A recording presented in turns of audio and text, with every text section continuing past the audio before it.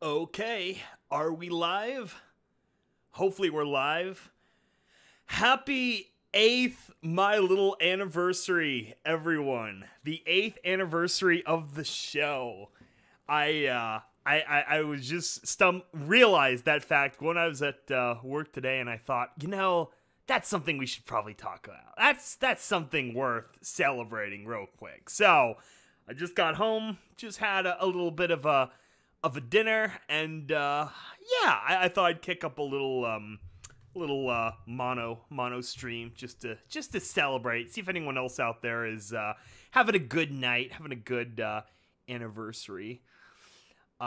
Stream health yellow. I have no idea if that's good or bad. That looks medium bad.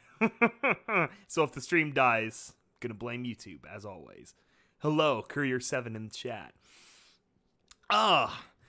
Oh my gosh, can you believe it? Eight years of this show, of My Little Pony, the original.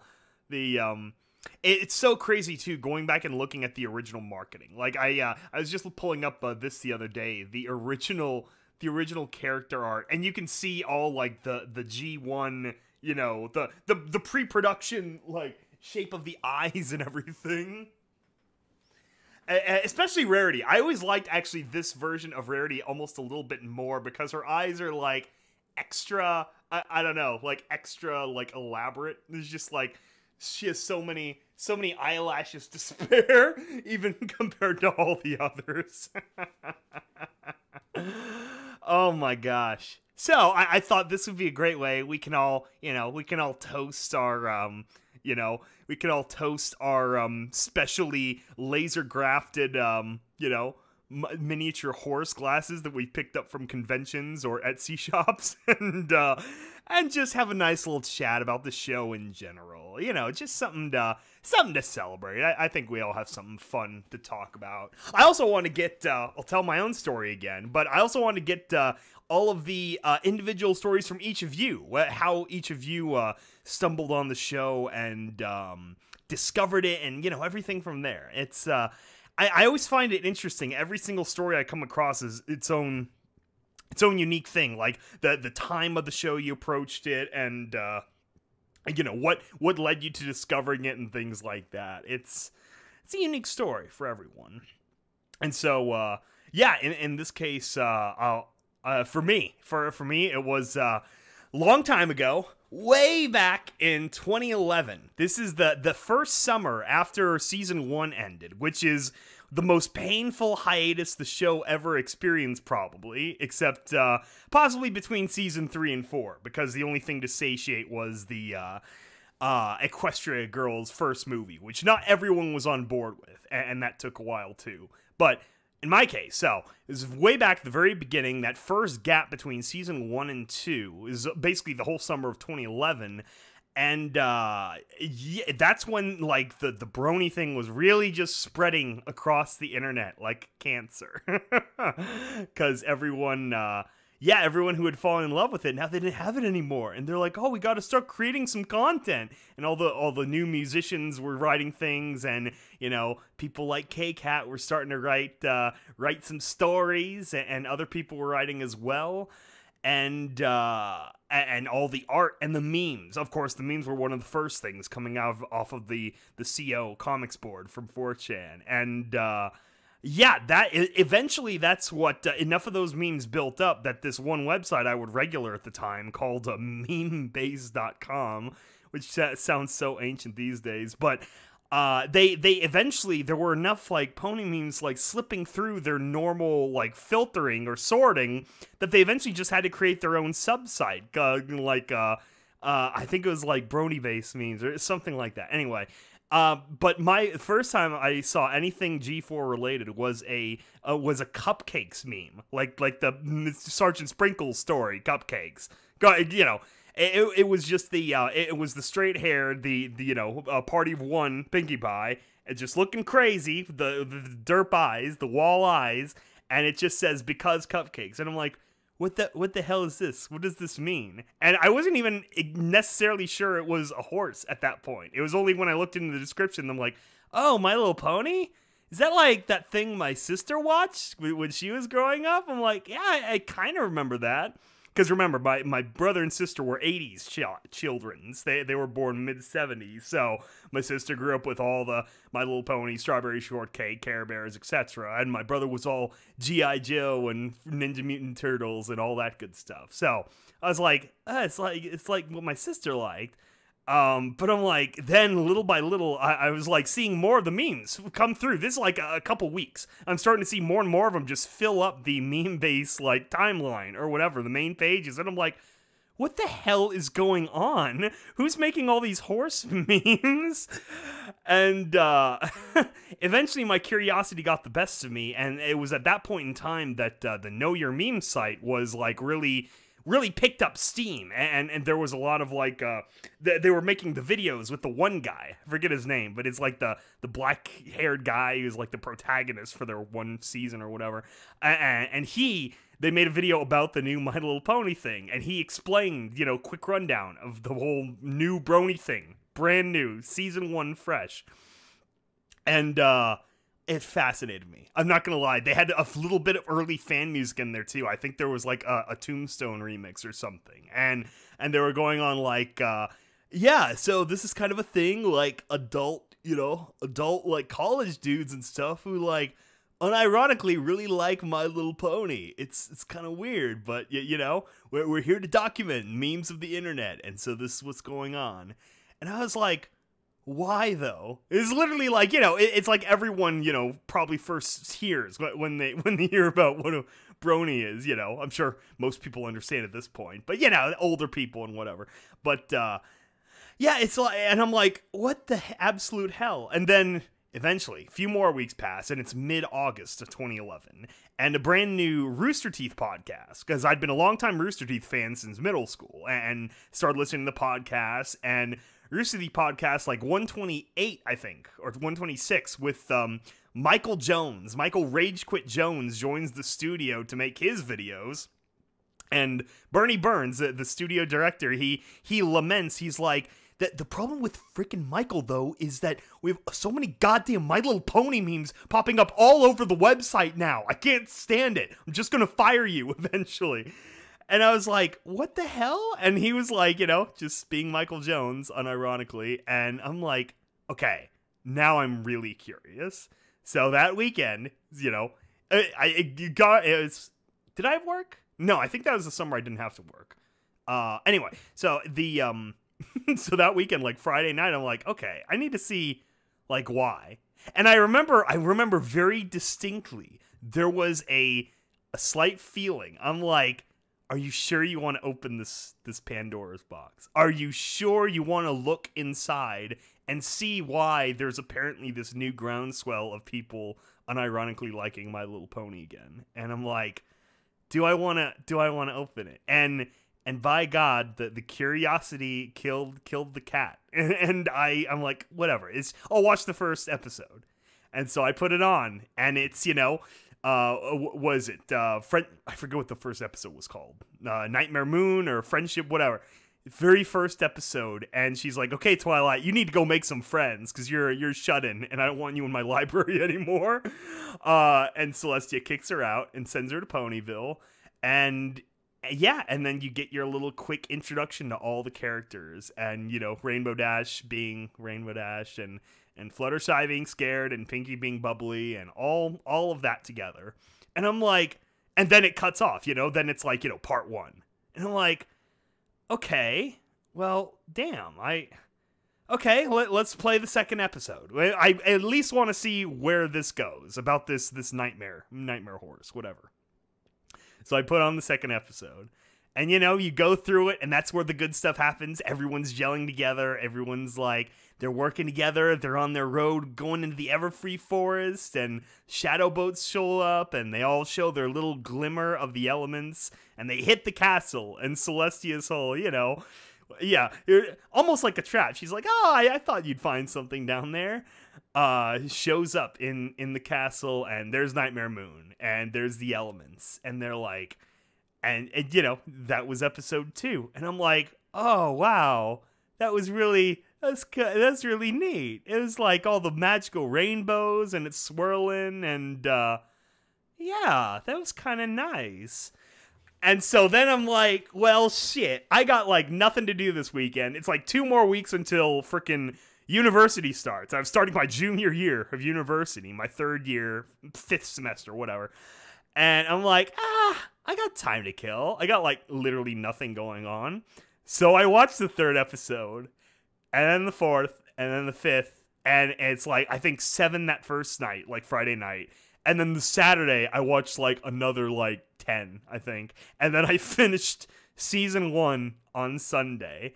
And I was like, oh my gosh. I just watched, you know, like, I just watched like, what was that? Like 10 straight hours of My Little Pony.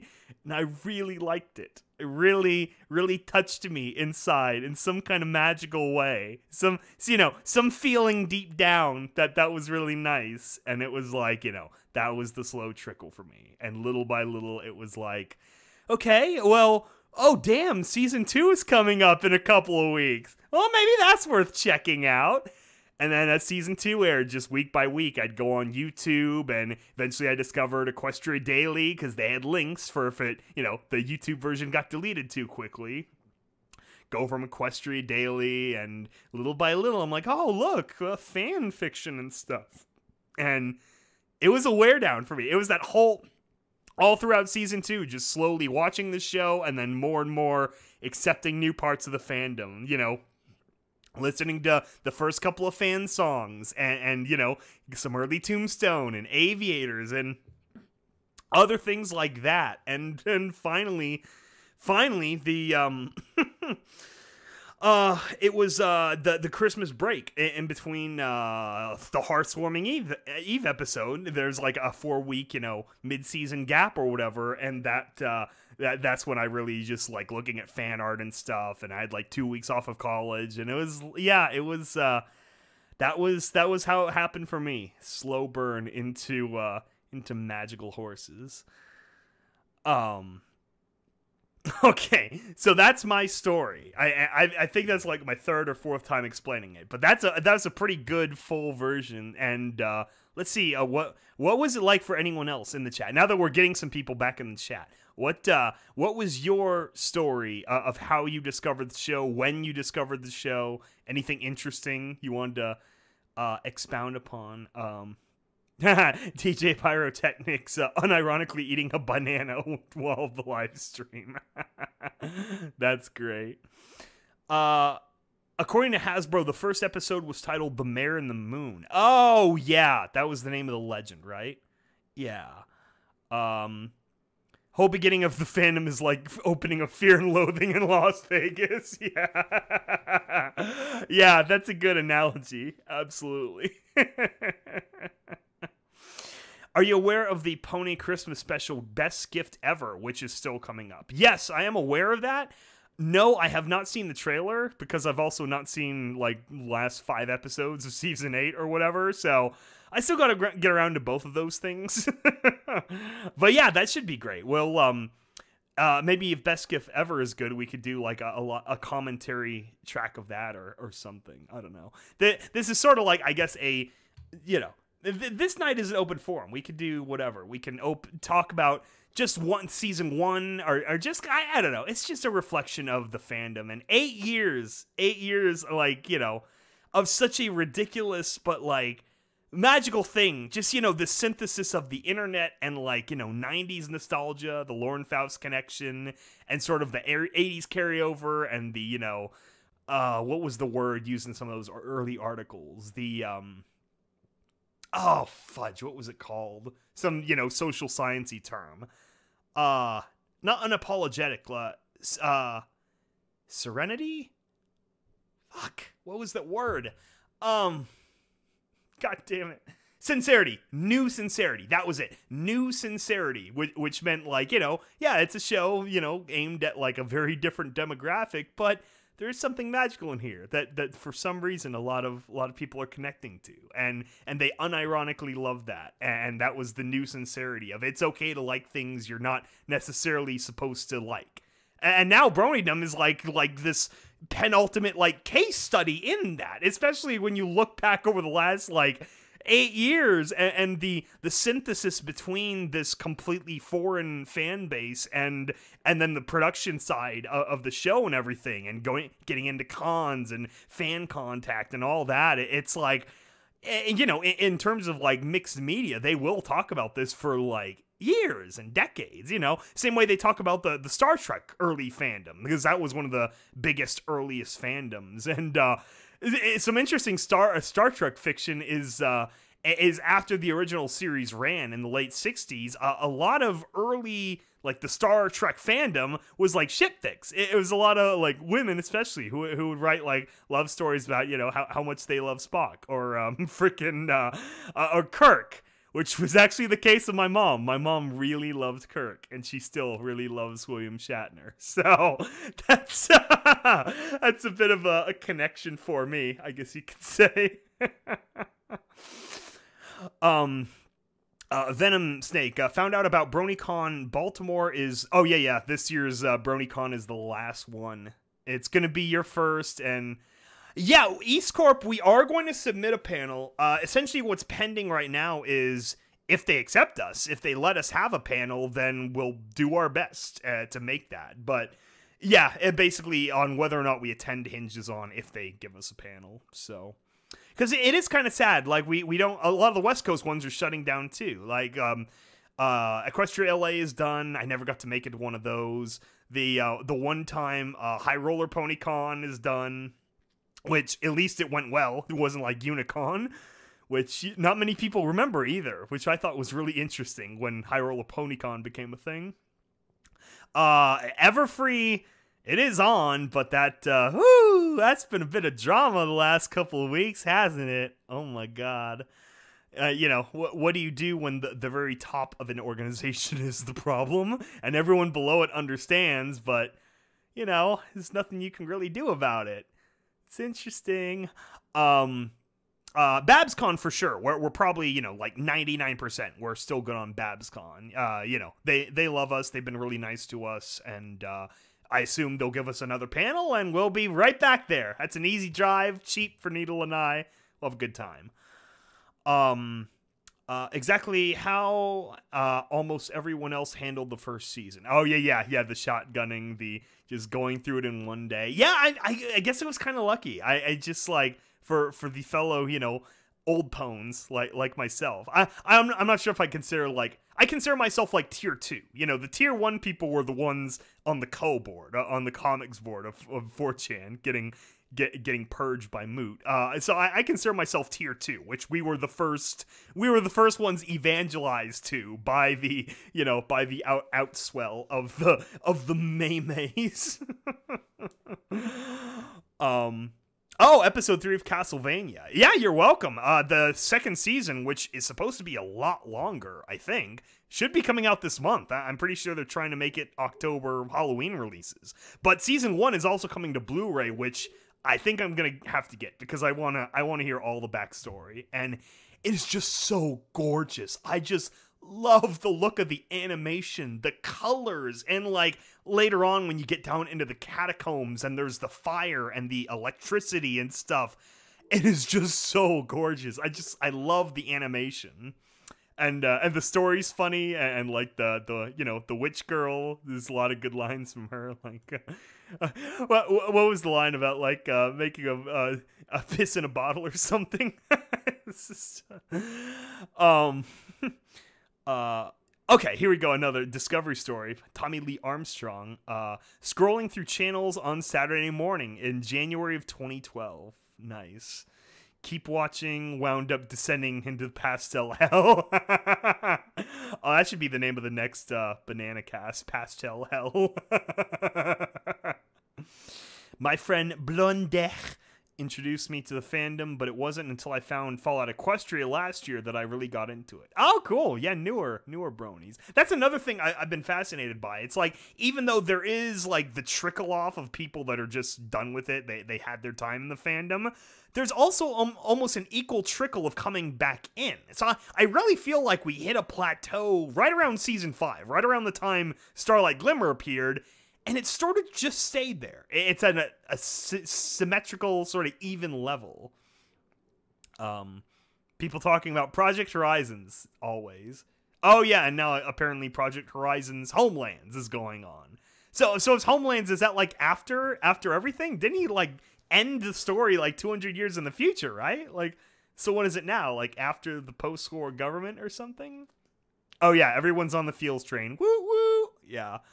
Yeah, it's emotional, man. I was looking back at some of the old stuff, like when I got Google. I got my first no, I had the smartphone before, but I got Google Music after the whole pony thing became a thing. So like my first Google Music playlist is like some of the very first old Brony fan songs, and I was like, yeah, it's one of them moments. Choo choo, feels train. What do you think about this? We get a whole 10 seasons. Now, I kind of agree with that. I would like to see them build and really, like, wrap it in season 10. You know, have season 9 be one more transition season of, like, wrapping up individual stories, and then season 10 is the closure climax season. That's where they're all settled in their careers. Twilight's, head mayor of her little university forever now.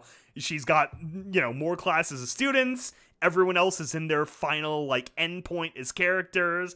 And then they have one more big monster or something happen. And then everything, rides off into the sunset, so to speak. I want a fully realized, developed conclusion. Not, what happens to so many shows, which is that it just sort of ends. That's just always sad. I wouldn't mind a sequel of the Student 6 either. Someone, Draco, bringing up. I think that would be actually kind of neat. You guys are the group that kept me going with the Break Room podcast and Terminal Secrets and Confessions. I'm glad. Yeah, Confessions, it's been another slow burn, but I'm going to see it through to the end no matter what, and we're close, we're just past 7, and there's like 9 or 10 episodes, some number in there. So we're very close, and hopefully, probably the finale will be next year at some point.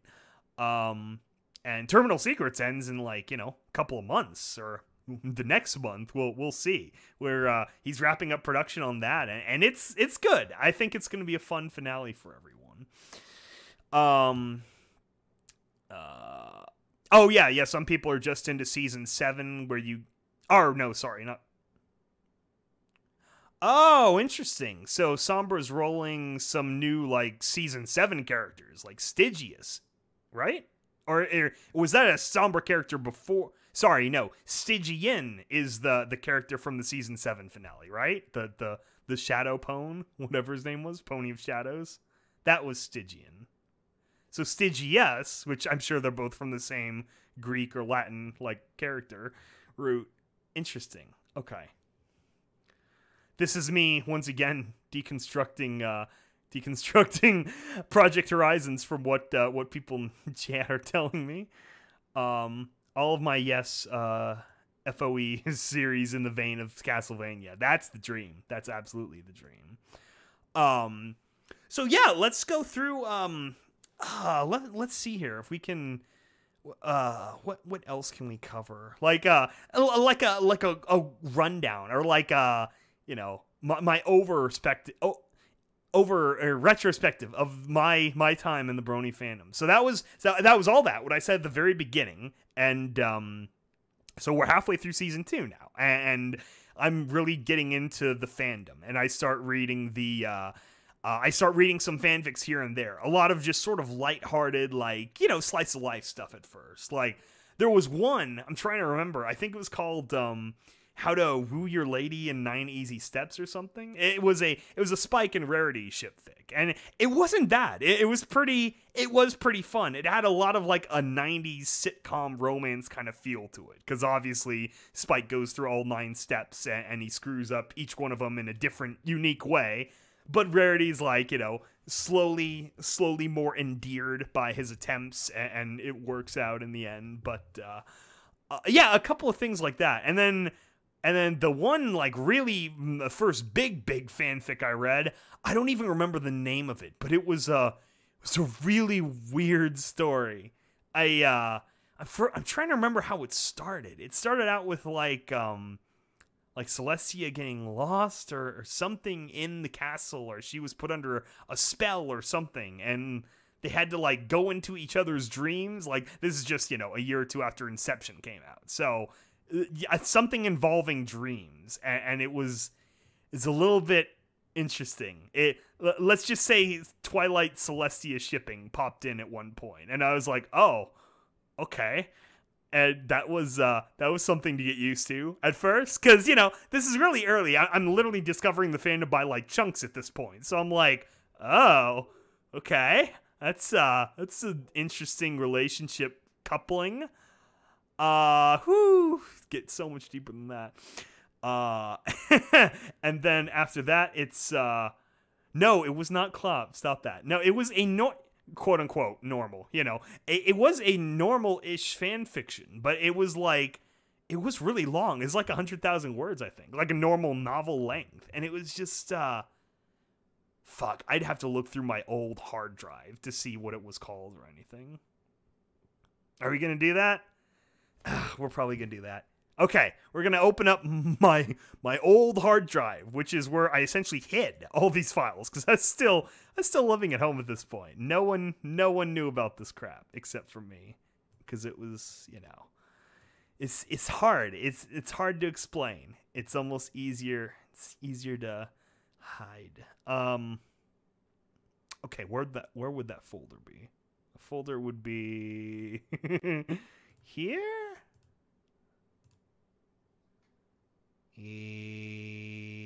Yeah, there we go. Okay, click, click, and then fan fictions.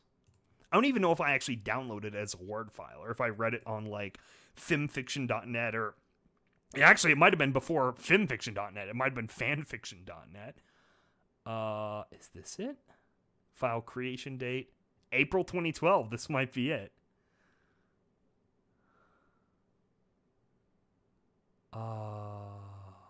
Come on, load for me. This might be too embarrassing. Maybe I won't. Maybe I won't reveal it to anyone. Oh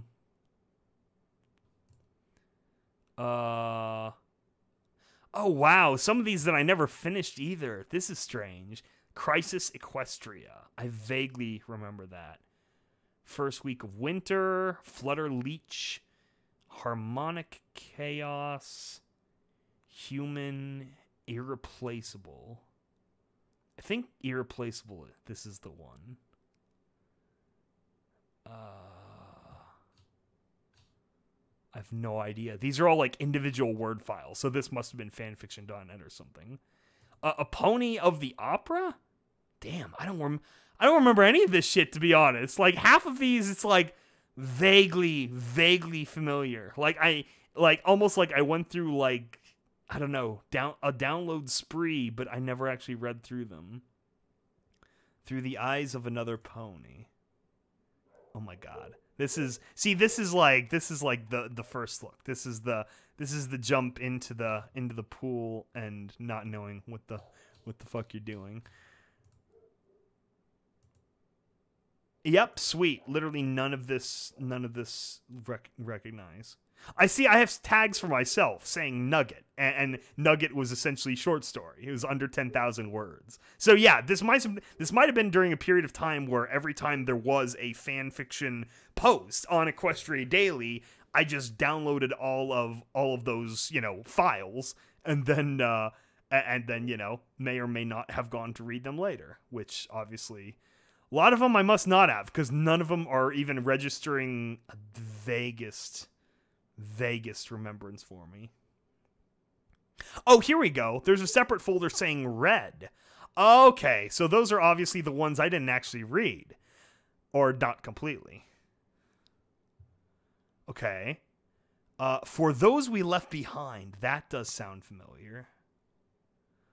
Okay. No, none of them are Klopp. Stop it. A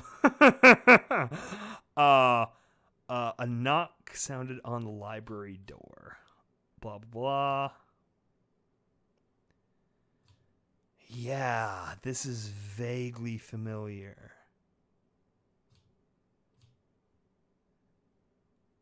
See, it was, oh, this has a Princess Twilight in it, too. What the fuck? Oof. Foreshadowing. Love and Hatred. Spike, Hate Seed, Shoot the Messenger. A lot of these are short ones. Or like a chapter one, and then I maybe didn't download the rest. Trains, Carriages, and Airship. That I remember. That was actually pretty good. That was very much like Trains, Planes, and Automobiles, kind of like comedic put together. Yeah! Rainbow Dash, Twilight Sparkle, and Applejack. And they go on a journey, and you know, one horrible thing leads to another. It's very much like Trains, Planes, and Automobiles in that like there is a really, you know, sappy deep moment in the middle somewhere, because you know, obviously that's my bread and butter. I like having those little sappy as hell moments.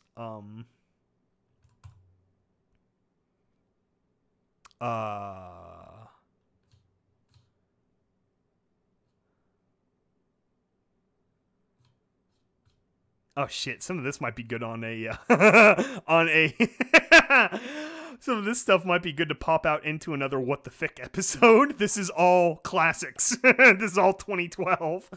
Oh my god. Oh, there's How to Woo Your Lady in 9 Easy Steps. Yeah. So this is, so again, reframing. This is all early 2012 for me, the second half of season 2, when it's like, you know, filling time. That was an easier semester for me. I'm trying to remember, like, my work hours got cut back, so I didn't have to work Fridays anymore, and I also only had, like, so many classes. So I had more time to intake the fandom, so to speak. Love and Hatred. Oh, there's Rainbow Factory, and there's, some other shit I just don't recognize. Yeah, lots of stuff I don't recognize. Loss? Just loss? What does that even mean? Core of the Apple. Eternal? Is this the one? I still can't find that one I was mentioning at the very beginning, which is like 100,000 words and like ridiculous. Oh, this might be it. Oh, fuck, look at all those pages. Yeah, Eternal.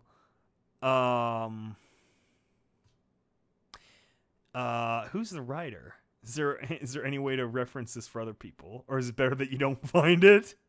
Holy shit, 600 pages? Really? I'm not even sure if I finished this one. I might have gotten weirded out when the whole like shipping thing happened and stopped reading. I feel like I remembered reading all 600 pages of this.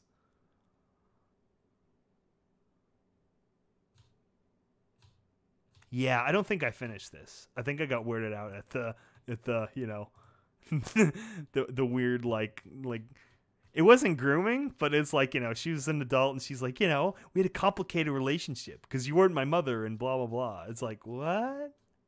Nah. Oh my god, yeah. 600 pages. Yeah, Eternal by I have no idea who wrote it. It's got a bunch of chapter names. Okay, sweet. Well, mystery solved. What else is in this folder? Oh my gosh, look at all this old stuff. This is crazy. It's just wow. Oh, there's Anthropology. Oh yeah, Anthropology got converted into a fic by someone, I think. Oh, here we go. MOP awaiting updates, which is basically things that I started reading but were only halfway done. I know what was an early big one in that age was The End of Ponies. That was one of the early, like, a Fallout Equestria-esque, like, you know, like deep, you know, brooding kind of epic fanfic. But I don't know if that one ever finished. That was actually a really old, whatchamacallit? Pony One Kenobi. He still does stuff. He still does quite a bit of rockin' stuff. An old Pony One Kenobi song that he, that he did about that fanfic, and I really liked the one song, so I did check out the fanfic for a little bit, but then I think it was right around the time when I realized the fanfic wasn't done. I think I might have checked out of that, and I didn't keep going on. Pony One Kenobi, End of Ponies. Yeah, here we go. P1K. 40,000 likes. Playing now.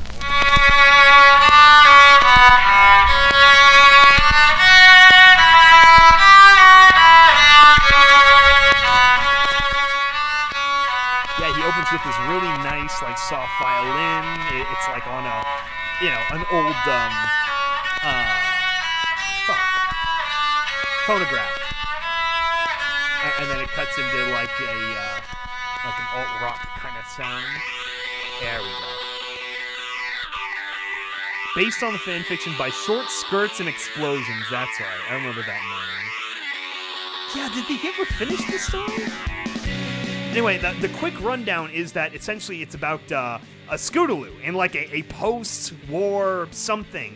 What did they call it in like the early chapters? Like the Harmony event or some shit like that. But it's like, yeah, it's like a post-war Scootaloo, kind of like almost like a steampunk Fallout. I really liked the feel of the story. It was a really interesting feel. And she's in like this steampunk airship and stuff.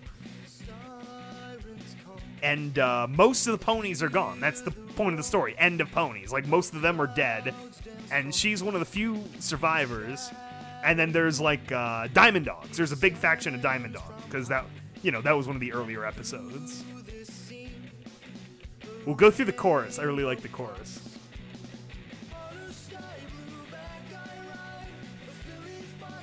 And it's an original song, so YouTube can't zuck us. Whoa! All right.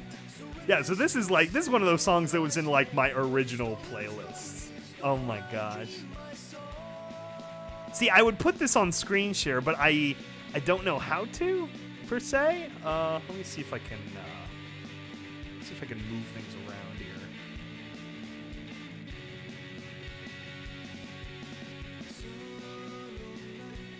Display capture. No, I want window capture.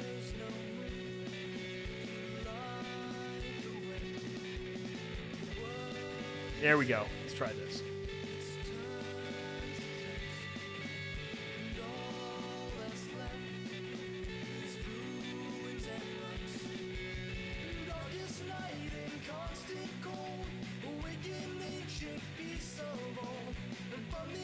Okay, that's not working.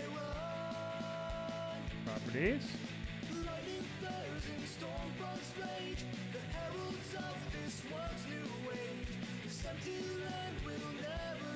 Sweet, that is not working.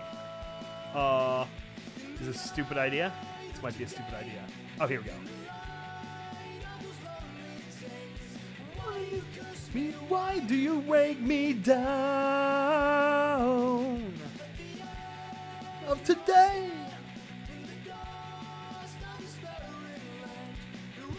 They're surrounding me, the very air I breathe. Blame on me, I'm the one, the end of ponies. Yeah, isn't that great? That's a classic song for you guys. Okay, window capture is not working for me, so I'm sorry. I'm a dum-dum on that.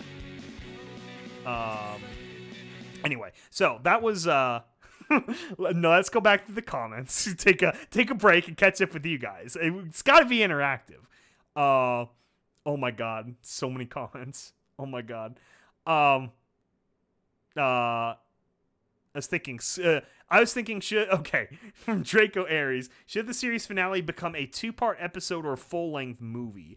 I'm thinking a 2-part episode strung together with the whole movie. Every season's pretty good about having one overarching sort of story. Like, season 5 was Evil Starlight Glim Glam, and season 6 was Beginning Reformation Starlight Glim Glam, and then season 7 is like, her as a full functioning member of the main 6 plus Advanced Twilight. That kind of thing. Every season has a pretty good arc, loose arc to it. So I want season 10 to maybe be a little bit of a stronger arc, and then the big finale. All the clop. Yeah, I jumped straight into Grimdark, lol. Yeah, no, a lot of mine are Grimdark for sure. Grimdark, and I read like all the famous ones like Rainbow Factory and Cupcakes and all those, not only for edgy value, but just because those are the popular ones, you know, see what the hell's going on? What are people talking about? Molestia, normal-ish clop. There's no such thing as normal-ish clop. It's just like, it's what you have to understand. Twilestia is favorite ship. Yeah, it's, oh shit, is this still on? We've come a long way since the early fandom. A lot of standards drop over time. Then FOE comes across my YouTube search, and here I am. All right, that's interesting. Ponyhammer 40K. That's quite the connection. Yeah, you see, it's like, it's so strange that Fallout Equestria took off. There were other authors taking on other combination sort of fics. Like, I know there was one for Halo, there was one for Warhammer, and a whole bunch of them, but I don't know. K-Cat, Todd Howard, struck like a nerve, like this perfect lightning in a bottle to make it work, and it just became this massive thing. I think part of it is because New Vegas was so fresh. You know, New Vegas was only like 6 months old when she started writing, and so everyone was, you know, Fallout on the brain at the time, especially when New Vegas became one of the best written, you know, most long-standing games of the new series, of the new, you know, second phase.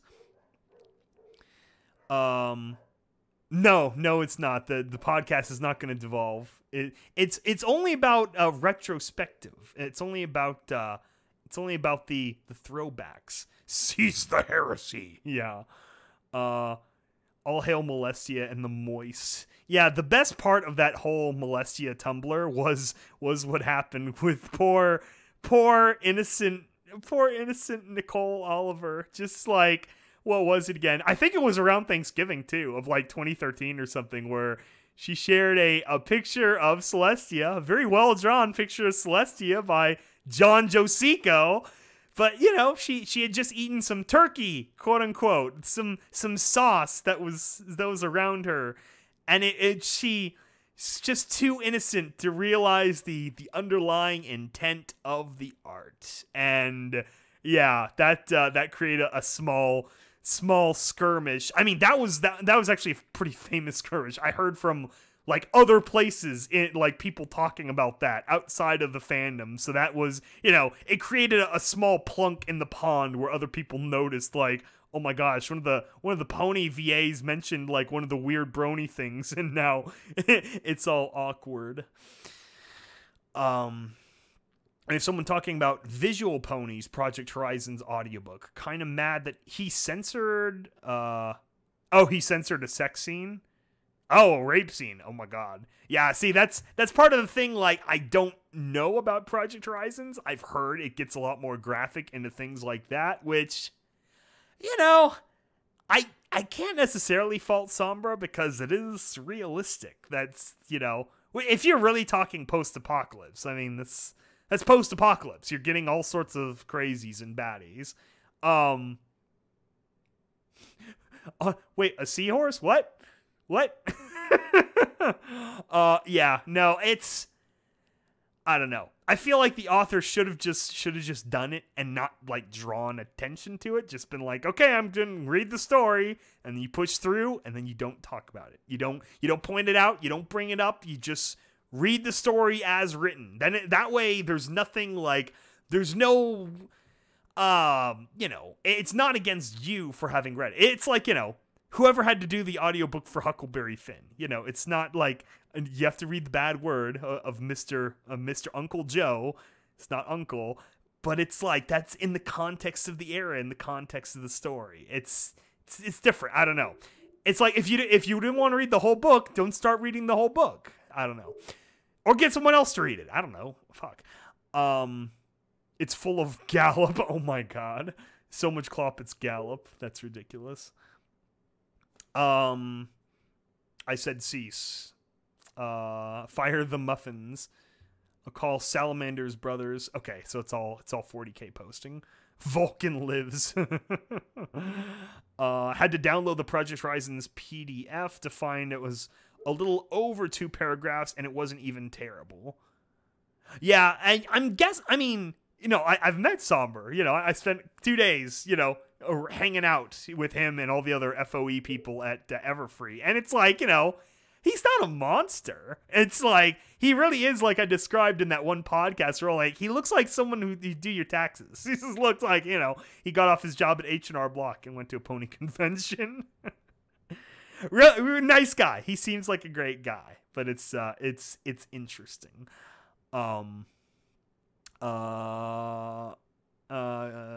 Scotch gets her stable gassed and finding out P21 is her dad. Oh god.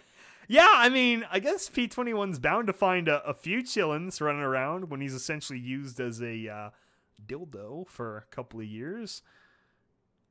Oh shoot, did the chat reload? Okay, scroll back up. Yeah, thanks YouTube. I speaketh to thee. Short skirts and explosions violin solo, though. Yeah, I know. I really like that opening violin solo. I also have a niggling feeling in my mind that I've seen a Fallout Equestria video that was with an in a nutshell type of strong hoof Okay, I'm not following. How old Skybolt is. I'm not in my 30s. I have a nice, mature baritone voice. I'm only 26. Chill. Well, somewhere around there. I'm somewhere between 25 and 28. We'll put it that way.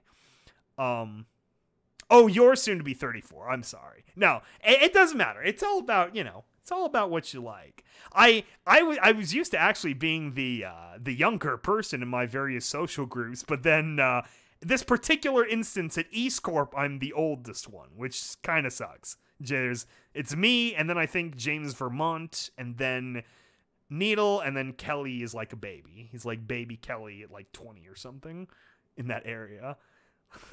these young whippersnappers. I bet they don't even remember Columbine. Hi Sky, how you doing? Doing great. We're having a fun time. We're talking about anything old pony. We want to know, you in the chat, how did you discover My Little Pony, Friendship is Magic, this ridiculous fandom, and also any stories you have to tell from the old days, which is essentially what I've been doing in interspersed with the comments. It's just, what do you remember in your first impressions of the fandom? Fallout fits scarily well with Pony, and K-Cat was just crazy talented. Yeah, no, like I said, lightning in a bottle, where it was somehow a good synthesis, where I've explained this theory in the past, where it's like, I think Pony has this certain level of natural innocence where it's like, it gives, you combine that with the natural, dark themes of Fallout, and it gives you this giant emotional vacuum to work in. And I feel like that really gives a lot of play to both the happy and the sad. If you take a normal human character, like, some guy, maybe he's like a drug addict or something, and he's trying to go clean, but then the war happens, and he's like, it doesn't matter. So he like goes completely crazy, and then he finds like a kid, and he's got to take care of the kid because everyone else is dead, and he's like, oh damn, now I gotta like clean up and take care of the kid. This is basically, Battered Blade, and it works okay. It could be a fun story. You got your road or whatever, but then you add the dimension of them being ponies, or really any kind of animals, and it gives you that extra depth, because we as humans tend to see, we see animals for what they are, which are non-moral agents. They're innocent beings. And so giving them human personification, we don't give them necessarily human evil. We see them as like almost angels, as like, or as children, as just nice little, innocent beings.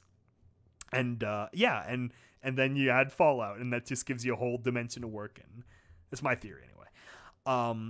Which I'd support it with outside evidence of things like Watership Down, especially the animation of Watership Down from like the 70s or whatever, where you have the poor unfortunate rabbits, just slaughtering each other, and it's just, kids don't like seeing the cute little bunnies covered in blood. There's an unofficial sequel comic to Cupcakes titled Rocket to Insanity. I've heard that name, Rocket to Insanity, but I never actually read it. See, my experience with, all right, we're going back into my old Pwn folder. Here we go. It'd be in media because I downloaded them as audiobooks from YouTube. That after here we go. After Cupcakes, then some other people wrote A Precious Rainbow by Miles Prower 06, and these should still be on YouTube. You should still be able to find them. That's A Precious Rainbow, and that was like part 2. That's after Cupcakes kind of thing. And then, or no, that might have been part 3. The Cupcake Killer might have been part 2, and it's still by that Miles Prower guy, which is, okay, Cupcakes, and then, okay, gotta hunt him down, and oh, damn, it's Pinky. It was written all right, considering what the story is. It was an interesting take to the story. And then and then the original Silent Ponyville fanfic. That was interesting too. The it's literally like Pinkie Pie going through like a early Silent Hills game. Very reductive. Like the story is very like game mechanical, where she's got the 5 MacGuffins to find to get out of the Silent Ponyville, but it was interesting. It was a clever combination of the two, and we also got a bit of good music out of it, especially from Dr. Dissonance. Let me see if I spelled that right. Where is it? Where's this channel now? Oh, here we go. All right, so this is gonna be spooky, scary. Just, it's not any loud noises. So let me meter. It's good old Dr. Dissonance 1, who, for really new fans, Dr. Dissonance, way back at that early point in the fandom, he did a ton of score music, including for Fallout Equestria. He did a few, almost a full score on his own. It is really good, if you ever want to go check out his score of Fallout Equestria. I basically add these to it because it's all pretty good. It's all really nice, ambient, spoopy. This October too, so it's Spooky Scary Skeleton Month. This makes sense. It's got a really nice industrial feel to it. Skip ahead. Okay. Then there was this one, They Are Watching. Is all still Dr. Dissonance. Ooh, spoopy. Man, it's crazy looking back at these songs I've listened to all these years writing and stuff, and it's like, 22,000, 33,000. I'm like, man, I have a lot of songs past that too. It's like, oh man. It's crazy looking back, people you followed, and then, maybe you got a little bit past. It's a good feeling. Ooh, creepy. Yeah, anyway, so check out those if you want. Fallout Equestria had me laughing a lot and crying occasionally. Yeah, no, she was a good mix of the emotions. Enough character, and that's really, especially a story that long, that's what you need, is a good variety of the characters. Oh, what got you was he censored the consensual sex scene, but not the non-consensual one? What the fuck? How does that make sense? That's stupid. I don't know. It's like if you're gonna read a story and you already know it's gonna go that way, you just gotta power through it, man. It's like it's like the contract. It's like, you can't just drop sections of a book and think that that's just fine. That on creative grounds, I really disagree with that, because then you get in the territory of like these remake movies where they take an R movie from the 80s and then they do a crappy stripped down PG-13 version of it. It's like you kind of took away some of its soul or some of its edge. It's like the new RoboCop versus the original, and it's like, what Paul Verhoeven was able to craft into RoboCop. It's like biting social commentary combined with the dark humor and the violence, but at its very core, it was a very human story for a guy who was becoming less human as the story goes on. It's sort of having to rediscover his humanity after his sort of second life as a half man, half robot. Is very poignant, and I don't like that. I kind of wish K-Cat made weapon armor degradation important. Oh yeah, that would have been a neat factor to the weapons and stuff. I hope Somber and K-Cat are going to be at BronyCon. Well, K-Cat, they've maintained their confidentiality to a pretty amazing degree, to be honest. I mean, luckily no one's ever tried to actively dox them or anything, which is really nice. But it's so hard to find on the internet someone that's really sort of truly anonymous still to this day after gaining such a great number of eyes focused on them. And it's rare. There's not a lot of people who can claim that title. But K-Cat's been careful, which makes me think that they're older, like Todd Howard. Like they're someone from a generation that really respected that anonymity of the internet. Probably a Gen Xer. That's what I'm guessing. Someone who might have grown up with the original My Little Pony, for all we know. You never know. Or K-Cat could be Bill O'Reilly, like we theorized on that other podcast, which is even creepier. Do you know if someone did an uncensored reading? Yeah. See, for me to get even remotely interested, I gotta hear that the story's actually finished first. Then maybe I'll give the audiobook a swing if there's a full audiobook that's done, and the uncensored version as well. Because yeah, it's like, just deliver the whole story. This is what we, the unspoken agreement of you reading the audiobook is that I'm getting the full book.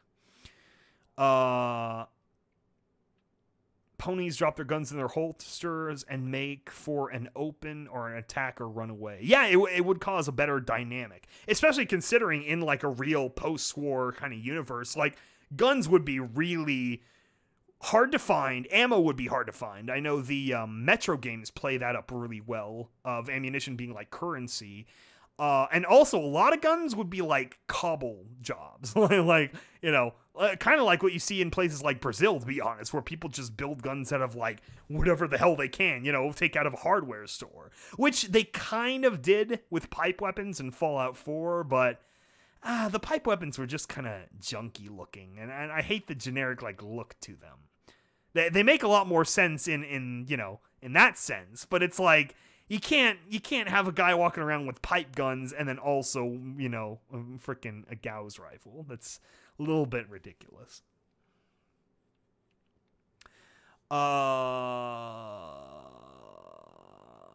Like to listen to everyone. Oh, like to listen to the crazed rambling Fallout Equestria. Yeah, I mean that's the only way I got into the story was him finishing that. Otherwise, it really makes you wonder how I really wonder how my whole channel thing might have strayed differently because of that. Because I started out just wanting to be the Weird Al thing, and I would have kept doing that regardless of Fallout Equestria. I still do, obviously, but yeah, a whole giant section would have been missing. What probably would have been different is I would have tackled some kind of fan fiction eventually. I mean, I was toying around with fan fiction ideas even as early as, Lament for Queen Chrysalis in that same time frame. I might have written that completely out, or I might have written out the Skybolt story from the Cybernetically completely, or the September-October Sky story. I might have gone for that first. So I'm pretty sure I would have ended up getting into some kind of writing or some kind of fan fiction, but then maybe the dynamic would have been different. Like I would have done it through film fiction, and then my community interaction would have been with the film fiction community more so than a broader Fallout Equestria community, since my writing's in a different format than a lot of those comic or fan fiction writers. The voices of the characters stick in my brain. Yeah, I know, like his very Australian homage. I'll never forget that. That was interesting. It makes me wonder if K-Cat intended her to be pronounced homage like that, or if it was homage and it was just because the pronunciation. It's interesting. I think everyone sort of has their own different take on it. I was not in the old days. I was aware in 2011. Actually watched it when a friend got you into it because of animation. That's neat. Lot to catch up on. Some last draw on the audio. Yeah. K-Cat have weapon and armor repair and maintenance. I'd love to read an alternative universe where Little Pip and Blackjack are the main antagonists rather than protagonists of their respective stories. Yeah, I know people have made comics about that. Like, Little Pip is just this doped up psychopath, like, just massively killing raiders off at will. K-Cat is secretly Phil Collins. Oh, that would be great. I like that. And I've been waiting, coming in the air tonight. Oh, Lord. Yeah, of all the ridiculous, like, you know, I'm really not sure what the most ridiculous could possibly be. I feel like that Bill O'Reilly suggestion is pretty high up there. The universe would not stand a chance. That's right. Repair and maintenance. See if I can coordinate to go together. See, K-Cat will nudge me, and I can go over and thank them for their service. Yes, thank you for your service. That, I mean, it's got to be, you know, special. Just seeing like this giant sub fandom grow from your one fan fiction, like of everything that's come out of Brony culture. I really don't think really anything compares to Fallout Equestria. It was one story. It's a big story, but it was just one story the size of essentially Crime and Punishment, Dostoevsky, and it just out of that, this gigantic super fan base grew, and all these side stories and major side stories, you know. I like to think we're up there. We're kind of, not really, but, you know, there's the Project Horizons and the Heroes and the Pink Eyes and the Murky's Number 7s. And it's crazy. And the number of just, you know, fan art and things coming for characters like that. I'd be too nervous to write MLP fanfics. See, I mean, just fanfic writing in general for me was the like breaking point. Was the slow burn, because I toyed around with writing all sorts of stuff in college and a tad bit in high school, just a little bit. Like in high school was really where I like had a lot of sort of creative like opportunities to try things out. Like I got into like my school band, and then I got into drama and doing acting and singing and that kind of stuff. And then I was in honors English, you know, good little A student, gonna go into honors English and go to the Shakespeare festivals and things like that. So that sort of got me a little bit into writing. And I did have like half of a novel, about like 50,000 words, that I was like toying with over the course of college, really up until I settled into Pony. And then I started like, you know, absorbing the concept of fan fiction from those various stories I was reading and the approaches people were taking for like, you know, weekly releases and monthly chapters. And it was very scattered. You know, there was no pattern to it, especially early on. And so it was like, just seeing like what I wanted to do, how I wanted to handle something like that, if I ever really got into it.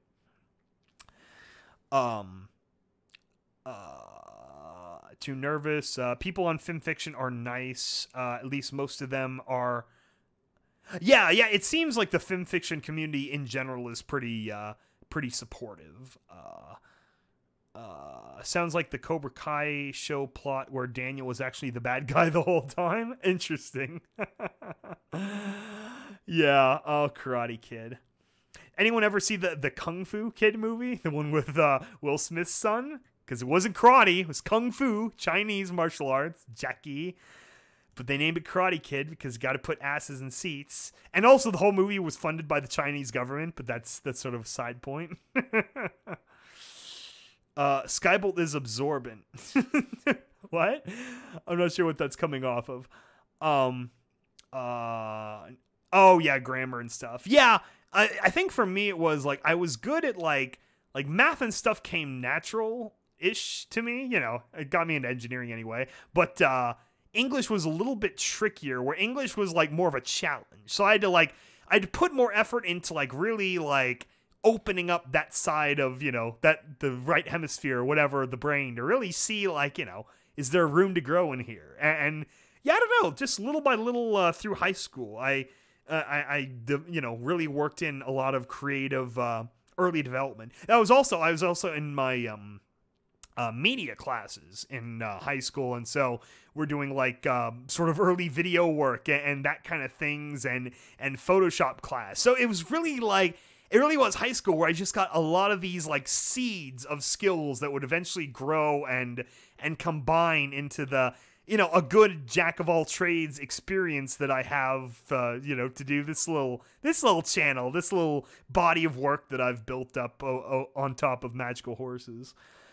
Because the phrase goes jack of all trades and master of one. I would almost say that I think the one is probably writing. I know functionally, or at least like in like gross number, it's probably singing. Like, of course, I try to sing as much as I can and do voice acting and stuff. But the bottom line of it all was writing, in terms of rewriting lyrics and writing stories and background and confessions and all that. So yeah, it's been fun. And that was really like the synthesis for me, is Pony was like this magical, thing that made you feel warm inside, and then discovering the fandom and the individual creativity on the internet. Like, I was stuck in a place in college where I didn't have the free time to do like a formal creative kind of thing anymore. Like we had like Christmas plays, and I couldn't do those anymore because of a college thing. And then I was out of college, so I wasn't in like the formal like drama groups anymore.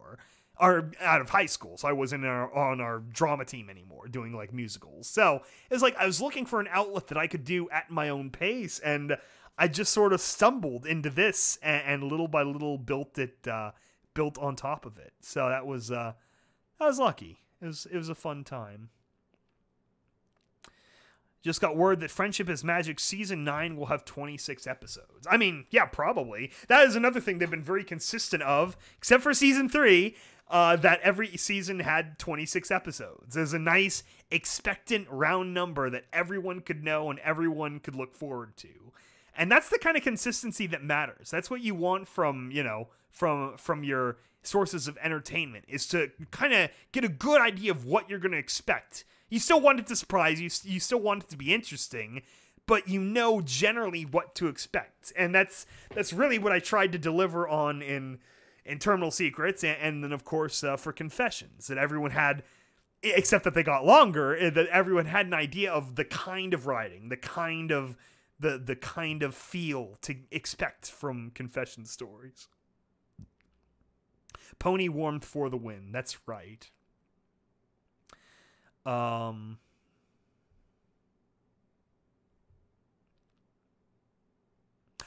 interesting. Clouded frontal lobe, so the medicine balances out but also boosts artistic side. Yeah, probably. I mean, that's that's the hidden secret of things like Adderall, for instance. Like, when I was in college, a lot of kids were taking Adderall recreationally, just to help concentrate on studying and stuff. And then you look back in time, like the turn of the 19th to 20th centuries, everyone was smoking opium and like cocaine in like Coca-Cola and other things like that, like making cocaine tea out of the leaves. And it's like, yeah, everyone had their drug. And you could argue that coffee does a lot of the same things, just in, a lower apparent, usage. It's amazing. Like, that's the kind of stuff that messes with your head, not just literally, but like mentally. Like, the chemical nature of the brain really can fuck with you if you think too long about it. Let me see here. There's one more retro piece of thing I want to play, because this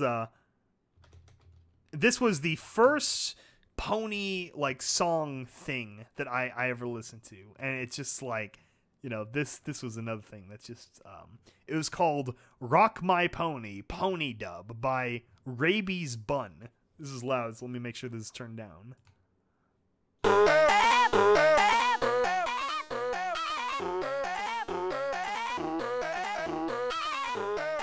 I'll drop the link in the chat, because I'm sure people will have...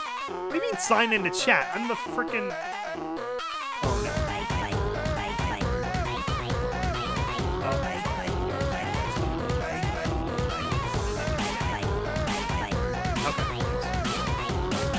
Okay, that's what I'm listening to, or what we're listening to. And it's strange, but it's like oh my gosh, are we still live? This fucked up on me.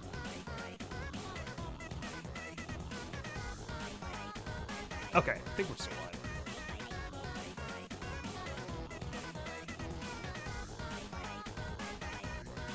Yeah, so anyway, it was one of these songs made out of a whole combination of the clips but just the beat and the colors, because of course, having shotgunned all season 1, I really had that emotional connection to the best night ever, the last episode of season 1. And so it was just like, I don't know, it was one of those, like, that was the flower on the nostalgia bush that that started growing that day. And yeah, I really like that. And then of course, classical at the gala and everything. It's all nice and warm inside.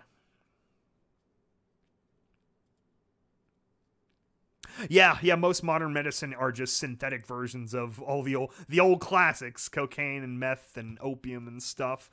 And that's really the problem with modern drugs, is that they're synthesized. So it's like, say you're just a normal dude, you're a normal Native American, just like you're climbing in the Andes Mountains, you find some coffee beans, you chew on those get you by. You find some coca leaves, and you chew on those, and suddenly everything feels all nice and warm and soft, and that can help you really, cover a great distance and not feel any pain for a day. Those are sort of natural things, but taking those and then distilling them down to pure form, like, not just like cocaine or whatever, but like even caffeine pills, if you take a whole bottle of caffeine tablets, you will die, stop your heart. And it's like, it's the artificial nature where it's like, of course these things are bad in high doses, but it's like, if there was a little bit more leeway on like the natural versions of things, like a lot of this kind of goes back to the marijuana debate too. And it's like,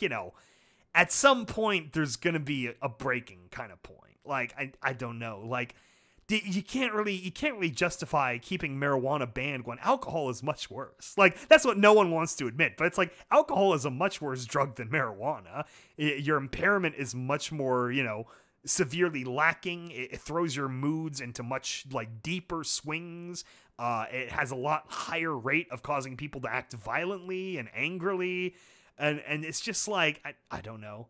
Marijuana might make you dumber over time. It might rot your brain cells, but so does everything. So it's like, I don't know. It's one of those weird double standards where it's like, you can only maintain the false dichotomy for so long. Eventually it's going to be like, you'll probably break down into like a libertarian wonderland where just all drugs are legal. And it's like, yeah, just don't overdose, okay? We only have so much methadone available this month to get you back.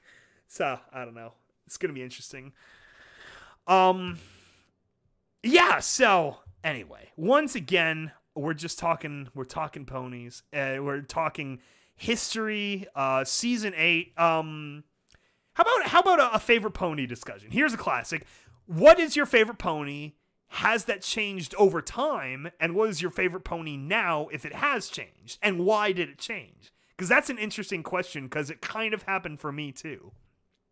I remember early on, again, just having seen season 1, everyone connects to Twilight Sparkle, because she is the main character. I mean, all of season 1 especially, it's her, and then the friends, they're all side characters. They're all secondary characters to her. It's her story, especially in those days.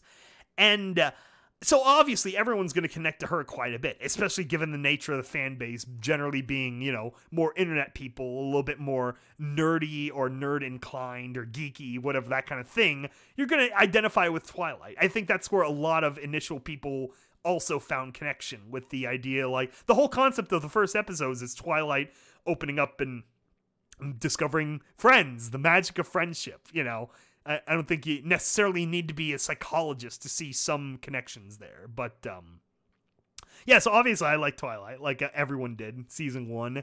And then for me, it was it was always then a play between Applejack and Rarity. I really liked both of them, and for a long time, I went with Applejack. She was best pony for me, because I have a lot of, like, family that were, like, from farms. I very much identified with that, like, farm life kind of community. And then Twilight, then it was, like, it was Applejack, and then Twilight, and then Rarity. But then over time, Twilight started falling in the ranking. When the show became less, like, her show and more of a broad, full ensemble cast, and everyone got more overarching character development, then I was like, okay, then it was Applejack first, and then Rarity. And then, unfortunately, as time went on, like, Applejack really didn't have much more arc to her. Like, the family as a whole has a lot of really fun arcs between Apple, Bloom, and Big Mac, and arguably both of them have had more character development than Applejack has, which is really sad. But yeah, so they had more arc, and yeah, I don't know, Applejack's just kind of fell off. So eventually Rarity rose to the top for me, and that lasted a while too. But then over time, as Equestria, right around the time of Rainbow Rocks, after the big, redemption of Sunset Shimmy Wimmy, she really started winning me over, and so. As I've argued in things in the past couple of years, as like now I think it's probably Sunset Shimmer. So if I was going with all time stack, it's probably still Sunset Shimmer right at the top as like the 10, and then right below her, like 9.9 is Rarity, and then right below that, like maybe 9.5, we got Applejack, and then probably Twilight, like 9.2. And then the princesses are up there too, like, Luna and Celestia, but half of my interest in them is from my own stuff, from my own, the Fall of an Empire and Moonrise, for both characters, that I feel like I added a bit of good development for them. So it's kind of a weird, like, I almost can't count it thing, because both of them, it's like, I like them as characters that I sort of, expounded on, and, like my own headcanon. Okay, let's go to the chat. Let's see what you guys are saying. I know it's not going to be the same for Applejack as it was for me. Alcohol and nicotine are far more damaging than THC, and more addictive, yes. And with a higher rate of killing you, too, yeah. It was rainbow because reasons. What does that mean? Because reasons. IWCIRD. That's oh god. When the MLP board got set up, that was the first one. Mad how she got typecast into a closet bitch. That's really, that is the perfect way to describe it, though. I really hate how they really did turn Rainbow Dash into just a bitch in a lot of ways. Like, as I described in that last podcast, I kind of felt bad for the way things unfolded with Lightning does. I was like, it's like, she really, like, of course the whole point of the episode was to be like, oh, see, Rainbow's not that bad. But all I could think is like, no, Rainbow is that bad, but Lightning Dust, it doesn't have, main character status, so she doesn't get to be a Wonderbolt anymore. And it's like, I don't know, that kind of like, I didn't see the new episode with her yet, with the washouts or whatever, but I just like, I kind of felt like, I felt bad about that. I felt like she was being betrayed by, the higher powers in the writer room. And you gotta remember a lot of, like, Rainbow Dash really bitchy moments, too. Like, you gotta think of, like, the Season 3 opening where, they're settling in the Crystal Empire and, like, trying to figure it out after they all just pop back into existence, and like, oh my god, where have you guys been? And Rainbow, like, gets her the Pegasi armor on, and then she throws it on Fluttershy, and it's like, oh, we need to distract him, so we'll play jousting. And Fluttershy's like terrified, and she's like, oh no, we're gonna do this. It's like, okay, so you're forcing her into this horrible, violent sport, and you're gonna knock her around with a with a jousting rod for entertainment to kill time. It's like, that's a really bitch move. I don't know. It's I don't know about her. Oh, see, we have someone else. Yeah, it feels like at first it was Twilight and then Luna, but now a tie between Starlight and Spike. Yeah, Spike. He's had a ton of character development. And I almost forgot about Starlight too.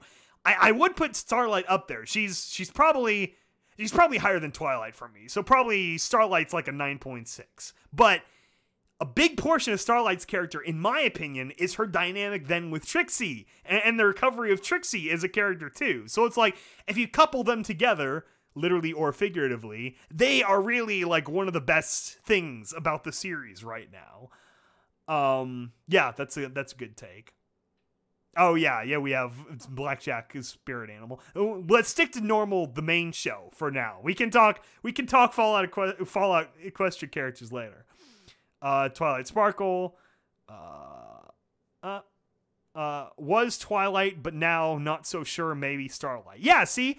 And then kind of when season 6 started, I mean, really, Starlight then assumed the Twilight sort of position in the show where it was focused on not her, like, learning the magic of friendship, but her redemption from, almost destroying the world several times over. We had Twilight to Derpy to Doctor Who's, and then back to Twilight. That's quite the arc. I like that progression. Oh, yeah. Remember the original Derpy drama? Pepperidge Farm remembers when they had the original voice with Tabitha. Oh, my bad. Kind of, let's be honest, kind of a voice you would expect out of Derpy, given what the character had become in the fan, in the fan, collective headcanon. Because, I mean, let's be perfectly honest. As far as a dim-witted, a television character, I mean, why couldn't she have stayed that way? Like, I mean, really, I think of all the characters we've had over the last, 30 years, there have been plenty of dim-witted characters like that. There was Ed from Ed, Edd and Eddy's, Single D.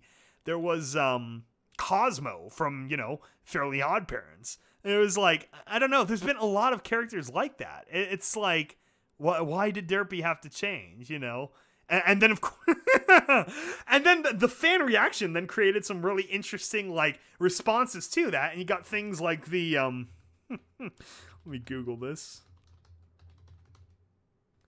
Then you had the Prince Whatever song, this sort of the peak version of this, in my opinion, of Between Fairy Tales and Happy Endings. How many people remember this? This is a great song.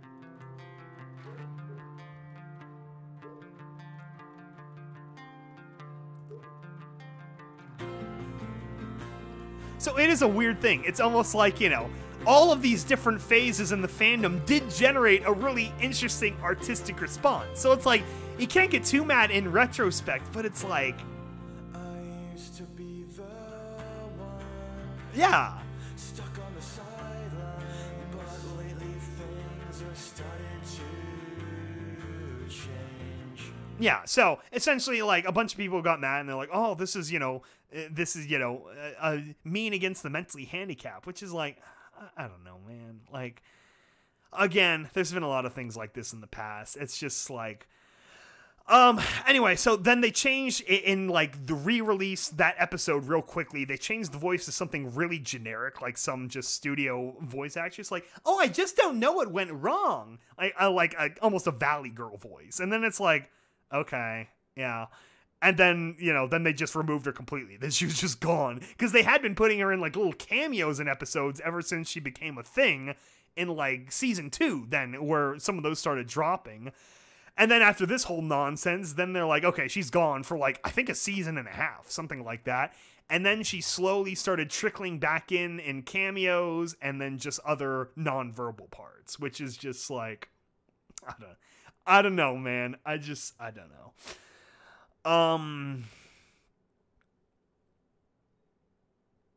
Princident. Yeah, Luna for president 2077.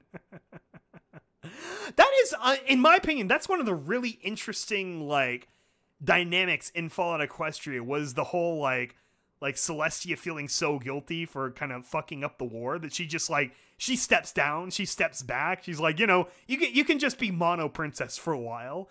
And then both of their collective, non-understanding that made the whole situation worse with the whole zebra culture. It really is, it is interesting. It's you sort of have this factor of the cultural misunderstanding, but at the same time, it kind of reflects poorly on Celestia and Luna to be like, you guys never really even got a hint of this at any point? Like, really? I don't know. It was kind of a weird, thing. I don't know. Starlight is my current main fave because FOE main 6 ruined FIM main 6 for me. Yeah, that's true. Fall Equestria isn't exactly kind to the main 6 either. Like, all of the Ministry Mares kind of fuck up in their own ways. Let's run down the list, shall we? So you have Twilight, who ends up, unwittingly creating the Doomsday horrific, impaled metamorphosis potion that not only kills her, but then sucks Trixie into it, and they become the goddess in this horrible collective, unity. And then who was the third mare, who was like, or it was like twins, right? They were like Pegasi twins, I think, something like that. Or no, they were unicorns, because then all of the alicorns are, they started from unicorns, but then, oh, how did that go? So then with Red Eye, he wanted to become his own new goddess with him, and then Colonel Autumn Leaf, who had the weaker will, but he had the Pegasi, so it was like, oh, the perfect being. And then the third one was going to be someone else, right? Was it going to be Little Pip, maybe? I forget. It's been a while since I read the actual story. I forget a lot of the deeper details. So that was Twilight. That was Suck. And then we have Rarity. She dies in the Ministry of Image Building, right? She's her hoof is like melted into the wall from the pink, or not into the wall. It's through the window, right? I'm trying to remember the who drew all those pictures of them? The Have BK Your Way, I think. He's also the guy who drew our Balefire Symphony art. He was really great. He helped out with a lot of things, actually. He also drew the mansion what's it called? The Maricello Manor art from the original Duchess Horror. Yeah, where are the pictures now of what happened to the Ministrimers? Whoa. Rule 34 in the timeline. Oh my gosh. Where are they?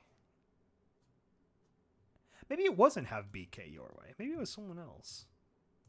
Let me shrink all these. Oh yeah, no, here they are. Yeah, so Rarity dies putting her hoof in the window to stop the pink cloud from leaking into the building, and so she just dies there and becomes a skeleton. And then you have, Twilight dragged into Trixie as the unity. Rainbow Dash is sort of left hanging, right? Like that's not officially resolved in the actual story, I don't think. I see Have BK Your Way had two different versions of the art, which is, this is after the war happens. She's abandoned the Pegasi for having abandoned the world. And so she was the first traitor. She's in her little suit, and she fought with Gilda. And then there's the two versions of her killing Gilda, and then Gilda killing her, which is interesting. And then Pinkie Pie, overdoses in the thing after Twilight didn't call her back. Because, yeah. Oh, hey, it's one of my songs. I like seeing the YouTube thumbnails for my songs pop up in all the Fallout Equestria stuff. Who are we missing? Fluttershy. Oh yeah, duh. Yeah, then Fluttershy ends up in the killing joke tree for frickin' 200 years, seeing the monument to all her sins. And then they don't decapitate her. Just a total oversight on their part. I would have been like, oh, hey, you're back. Oh, man, we can't trust you. You killed the whole fucking world. We need to, boil you alive or something. I don't know. You just can't let her be be anything, because it's like the biggest threat ever to all of civilization. Just let her walk around to do some stupid shit again. That honestly killed Fluttershy completely as a character for me. As soon as I reached that part of Fallout Equestria, I'm like, she's literally evil. Like I just, like, it's unforgivable. It doesn't matter if it was an accident. The intentions really don't matter when you end up killing the whole world. Who are we missing? Applejack. Okay, so Applejack makes it back to Stable 2 and becomes the first Overmare. So it kind of works out, you know. It's sad because then Apple Snack, you know, they're separated, and there's the horrible brooding, you know, thing for him. But he did knock her up. So, you know, some certain lineage of Stable 2 comes from him, which is sort of lightly implied that he might be related to Little Pip in that sense. Which could be. Like, I really like the fan art of Little Pip with the freckles for that reason. That's really neat. Who are you missing? Okay, we got both the Pegas, and got both the unicorns, and both Earth Pones. Yeah, I think that's all of them. Yeah, so yeah, the story completely ruins the main 6. I mean, I guess ironically, Rainbow Dash comes away as the sort of the best one in all of that, because even though she was like building the whole separate, you know, machines with the whatchamajigger, the Gardens of Equestria and all that stuff, it's like she was the one who took the virtue step at the end of trying to come back and try to save them or do something, even though it was already too late, and the other Pegasi had already abdicated. Little Pip was self-levitating years before Starlight Glimmer. That's right. She did it first. OC Donut Steel. FOE main 6 redeem themselves in one way or another at the end. Yeah, I mean, kind of. Yeah.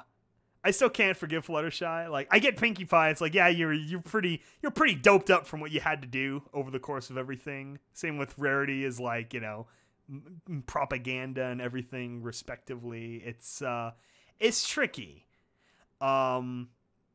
Applejack, then it was about then Applejack, it was that she wasn't going to ultimately break up with Steel Hooves, even though, you know, the whole Zecora thing was disturbing to her.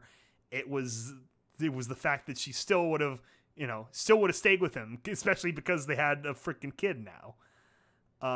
Rainbow Dash tried to save them at the end, and then I mean, Twilight, she just like they got hit so quick. Like, it wasn't her, or what was it? It was like she didn't mean to hurt Trixie or something. Like, she tried to give her a job to like help her out, and then that's how everything like went south. Yeah, like that. I think MLP FIM copied a lot of FOE. Well, you know, that is the unknown variable, isn't it? Because officially speaking, like, none of the artists are supposed to like look at any kind of fan work like that. But to a certain extent of just interacting with the fans, especially at cons or just casually browsing the internet for the, you know, super weirdly famous show that you're working on, you're bound to absorb a little bit of fan culture one way or another. I would really like to see like an alternate universe where like just bronies don't happen, and see how 8 seasons would have unfolded from there. If it would have even made it to 8 seasons, to be fair. You think maybe in an alternate world where there is no brony thing and My Little Pony's just like Littlest Pet Shop or anything like that, then maybe it ends after 4 because of the hub ending and turning into Discovery Family or getting bought outright or whatever. You never know. It's interesting. Rainbow Dash's redemption in Project Horizons redeemed her real well. Also, Derpy is best pony forever. Original voice and Needle's interpretation. Yeah, Needle's very, very much grown into the character now. So what does Rainbow Dash do in Project Horizons? How is that different? Like, what does she do? Because I don't think K-Cat ever actually explains it. So what is Sombra's take on that? Yeah, that's right. Never forget Little Horn. Oh my god. Oh my god, look at all these chats. Woo!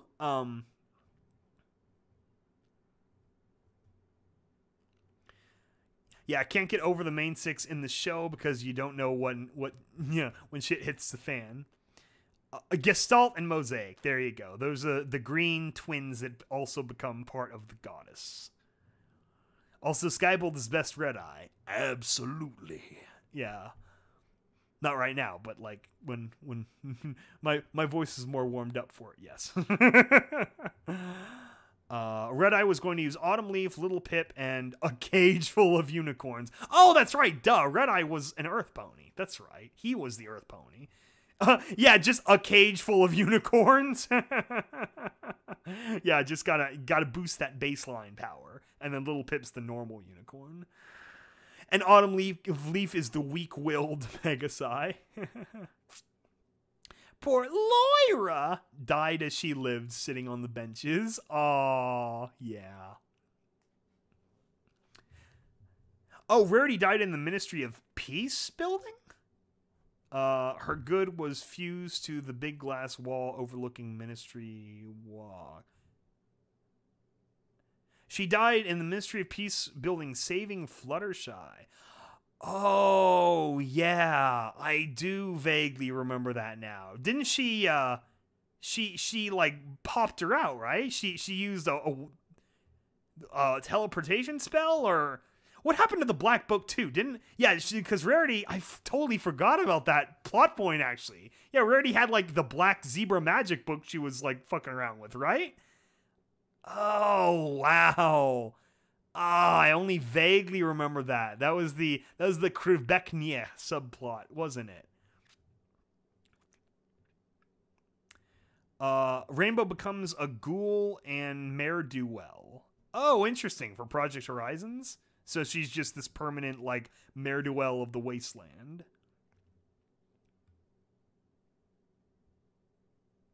In the original FOE, an audio recording ends right when Gilda is confronting Dash outside of Spike's cave. Oh. So is Spike still asleep at this point? Or hibernating or something? I'm trying to remember that too. Like, I think he is, like, yeah, hibernating, right? And that's why he, like, misses everything going to shit and everyone. God, I've obviously forgotten all this. Like I said, I listened to it the one time, and that was, like, you know, absorbed and retained as much of it as I could, but it was mostly the, you know, the broad stretches that carry out, you know, over the development of my own side stories and stuff. Pinky got sniped in the head by someone in the Ministry building as the bomb. She got sniped in the head? Damn, I don't remember that. I thought she just died there in the building. Oh, that sucks. Yeah, same with the Fluttershy thing. Yeah, it's just you can't let her live. She's just like, you know, just a variable that's like so dangerous. Having a naivete so dangerous that you literally destroy the world. It's like it's really not enough. You know, like 200 years of witnessing it, that's still not enough hell. You gotta turn that off. You cannot trust that walking around anywhere else. You just can't trust that.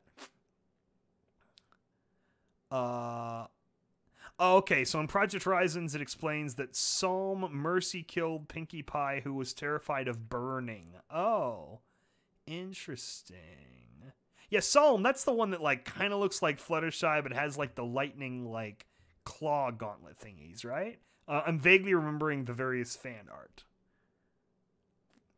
I hate how Zecora died. I like Steel Hooves, but that made me feel things. Yeah, I mean, it had to feel that way to really give the audience that Applejack perspective on, you know, him being a monster and stuff.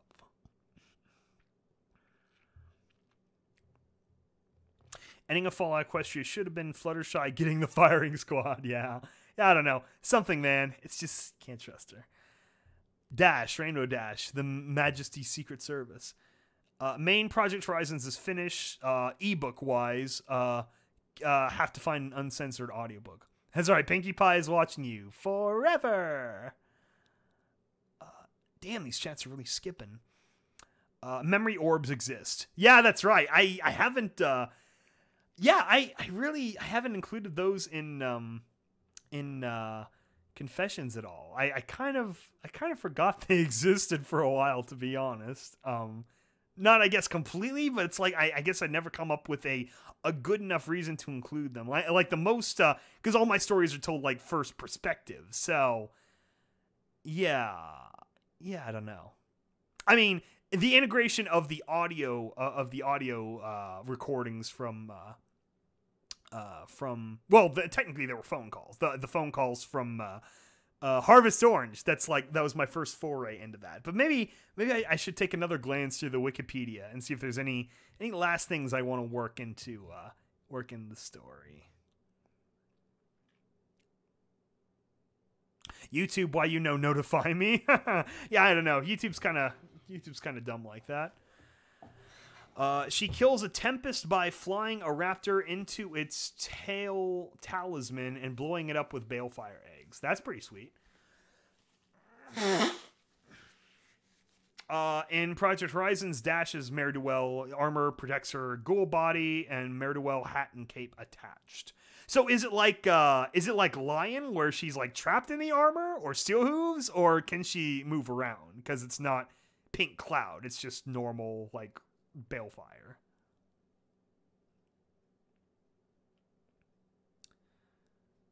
Haven't missed any important stuff. I mean, the beginning is pretty good.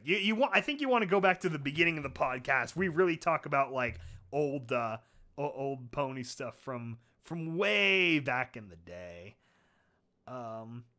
MLP meets Quake. I don't know Quake, so I can't really give an opinion on that. I know the Quake logo looks cool. I very much avow the Quake logo, but I don't know Quake otherwise. Need to mount a campaign for Sky to finish Project Horizon so we can talk about it. I don't know. At this point, it's like I want my own memory orb of just, that's almost a future I would look forward to, is when you could just like kind of mass dump information like that into your brain, or like maybe some kind of like dream, like sleep version of audiobooks where you can listen when you're sleeping, and so you still got most of the day to do stuff. I really wonder how long that would be, because I mean the normal Fallout Equestria was 64 hours at 650,000 words. So really, I mean, I guess that's kind of close to our readings too, 10,000 words an hour. Yeah. So if Project Horizons is 1.7 million, right? So that would be 170 hours. Oh Jesus, that would take me months of audiobook listening. And the problem with stories like that too is you kind of lose track. I mean, I kind of had that problem with Fallout Equestria, and I listened to it in a fairly compressed amount of time. Not like super devoted, but I like listen at work and then like on the way to work and back for like 6 weeks straight, like maybe an average of 4 hours a day, and same on weekends. So something like that. But yeah, at some point you really start losing points of like, wait, who is this character again? Or who is this again? Or what was this again? So I really feel like I'm hitting a sweet spot with the way that Confessions is structured, where things are related to each other just enough, and things are just long enough without it like you forgetting main points, or if main points come up, there's enough references or enough of us talking about things where people can put pieces together. So I'm trying to find anyway. Oh wow, the original Quake soundtrack was by Trent Reznor? I didn't know that. I'm gonna have to look that up. That sounds great. I very much like Trent Reznor's score music. Let me write that down. Quake OST Trent Reznor. Okay. Also, I have to do it once. Bananas! I'm a banana! I'm a banana! I'm a banana! Look at me move! Oh my god. Yeah. I already explained in the first one why bananas, why BananaCast and Corp Banana and stuff. So hopefully you guys can go back to that and like it. I kind of like this style for the art too. I'm either gonna leave it this way for good with like the EAST Corp blue by the logo, and then it transitions into the pink, or I'll change the pink to other colors with each episode because it's like a gradient. So of course I threw in the pink there because we're like doing the anniversary show of the pone of the magical horses. So I thought that would be appropriate. Oh, this is cute too. Look at the original main six all standing together. So nice. It's just so nice.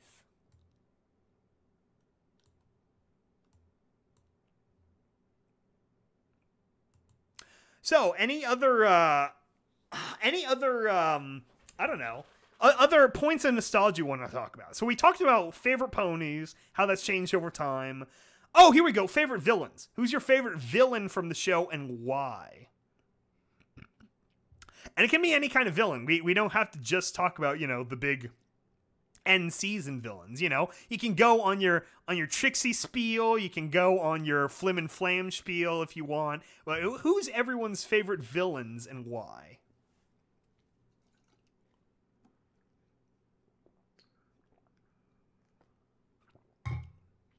Oh, we have a question for me from Chaotic Babies. Was your absolute worst character in FOE, but I can't say Fluttershy? Okay, that's a good one. Absolute worst character in FOE? You know, let me think.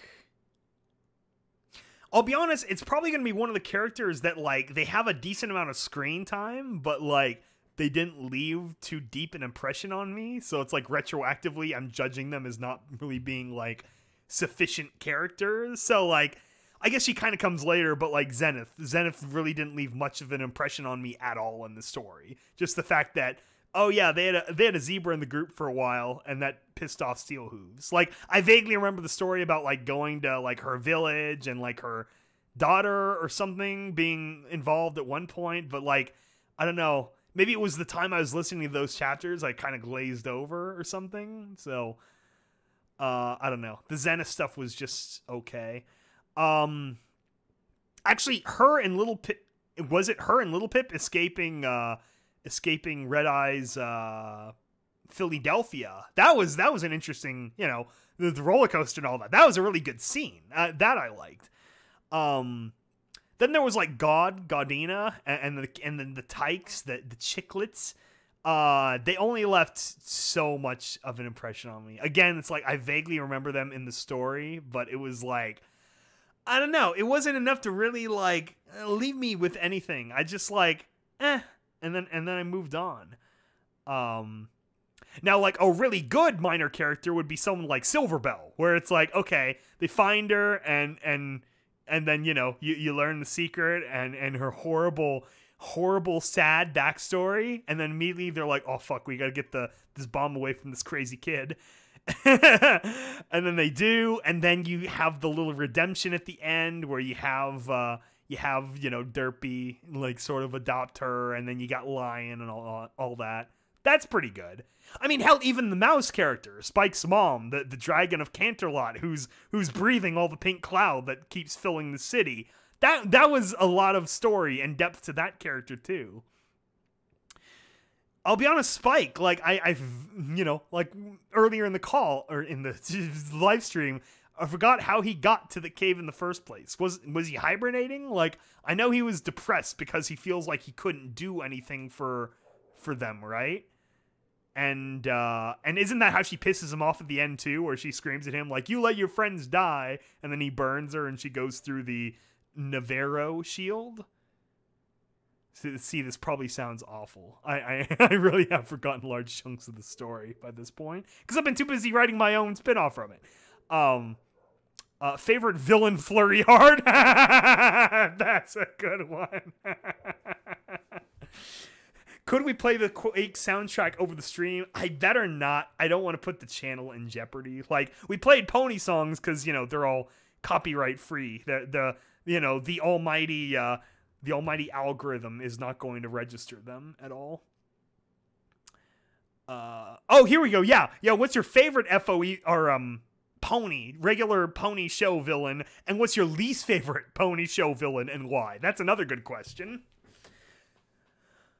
Worst villain is Legate at the moment because he kills Stygius after he proposes to Psycho Shy, and she is sing a song about it, and he pushes her and takes the laser beam and gets dusted. Okay, sweet. I'm gonna assume that's in Project Horizons and or the one after it. You think he's gonna take revenge, but nope, just dusted. That sucks. All I remember from the Zebra chapters was wanting to get to the next chapter set in Canterlot. Yeah, that's my impression too. Like, I remember fairly strongly them getting into Canterlot and first talking about the cloud and Little Pip getting the dunk, and now she's got the Pip buck on for good now. And then they go in that, like, ghoul, like, refuge where they're just still hanging out there, and then they meet Twilight's mom, and she's still in the wheelchair, and like she's stuck into the wheelchair, and then they find the one alicorn and she's wearing Luna's bones. The Canterlot stuff was pretty vivid. I mostly remember that. Silverbell's story is the most tragic side story in FOE. It really is. It's very, very sad. Poor little Silverbell. Damn zebras and their zebra guns. Yeah, I know, right? Favorite FOE characters are Little Pip and Calamity. See, that's kind of the thing for me. Little Pip actually falls down the ladder. Like, I like probably, well, obviously Steel Hooves the most. Steel Hooves and Applejack, that's like the core connection for me to the whole story. And then under that is probably Calamity and Velvet and their story and their individual stories and how they interact with Little Pip. But Little Pip herself, it's, I don't know.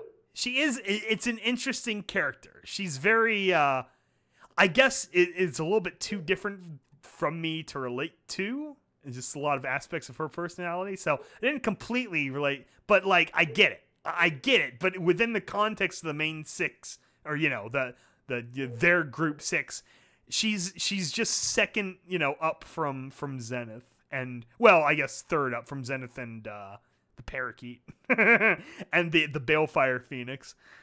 Because, I mean, it doesn't count. It's a phoenix. It's a pet, not one of them.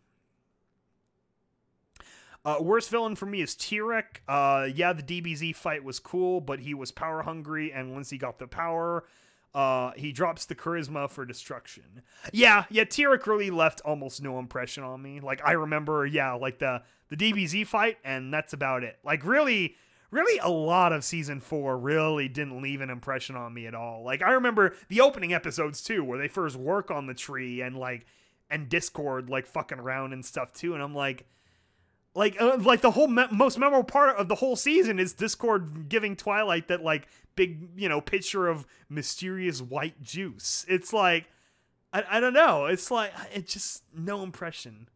It really is like a blur. I gotta go back and watch season 4 at some point. I have no idea what happened in it. Oh, damn. Chat keeps jumping. I've actually gotten into writing down process of Amoria's loins. It's dirty as heck, but the groove is smooth, especially since I'm a double bass player. All right. Well, I'm excited. I know James will be very excited.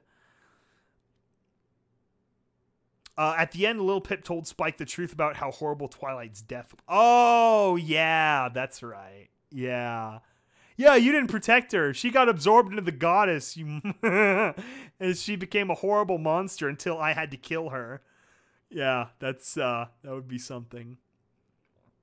Flim and Flam need to be apple bucked into the sun. Yeah, I'm almost a little sick of them too. It's like they're finding interesting ways to keep bringing them back into the show. But at some point, it's like, can you guys just not? Can you stop with all these like hijink plans already? It's getting ridiculous. I really need to check out the Plagan Shicky's audiobook live after the stream. Is that for Project Horizons?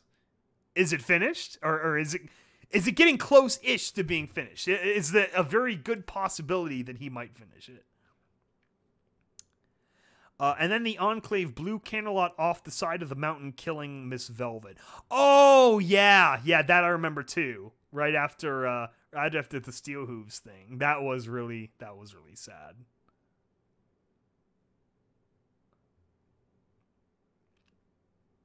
What about the other kids of that one Raider pony from 10 Pony? I think that part was pretty sad. Oof, that doesn't remind me of anything at all. Oh, wait, was that the Monterey Jack thing? Where he... I vaguely remember Monterey Jack, but I'm forgetting a lot of his story now. Fuck. This is like mining my mental archives, this whole stream. Like, okay, do you remember this? It's from 5 years ago? Vote Steel Hooves 2012. Yeah, that would have been the next election. That wouldn't have been bad. Wouldn't have been a good choice. Steel Hooves 2020. Steel Hooves is dead, though. Flim and Flam were like they were Dixon FIM, but in FOE versions, they were straight cancerous. Yeah, because aren't they the ones that build the, No, what do they do in Fallout Equestria again? I don't remember. Is that a Project Horizons thing? I don't remember them from, No, I don't think they were in the original Fallout Equestria, right? Because they're Season 2 characters. So they wouldn't have been in the original Fallout Equestria.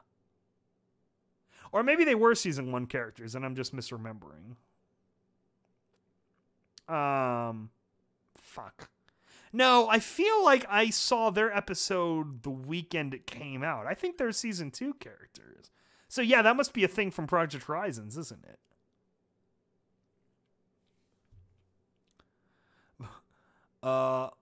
Yeah, Monterey Jack's kids, he owned the cheese shop in town. Yeah, I remember making that reference in one of the stories. In The Engineer, when we're talking about Homage and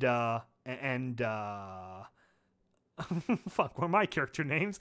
Amberhorn, when Amber gets to the tower. Yeah, I remember a throwaway joke about them, like, eating cheese at Monterey Jack's, and they're like, you know, they're all adorbs. They're... What is it? They're like geeking out about circuitry or something. Oh yeah, he tried to rob Little Pip and she ended up turning him in or something. She rescued him from slavers.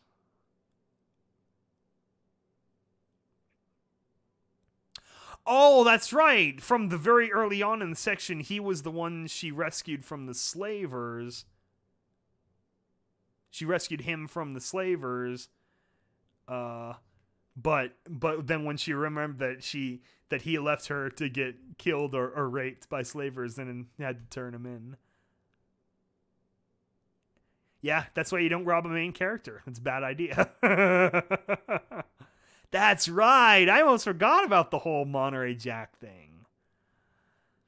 I want to read a spin-off where Little Pip meets P21 in Morning Glory while Blackjack meets Calamity and Velvet Remedy.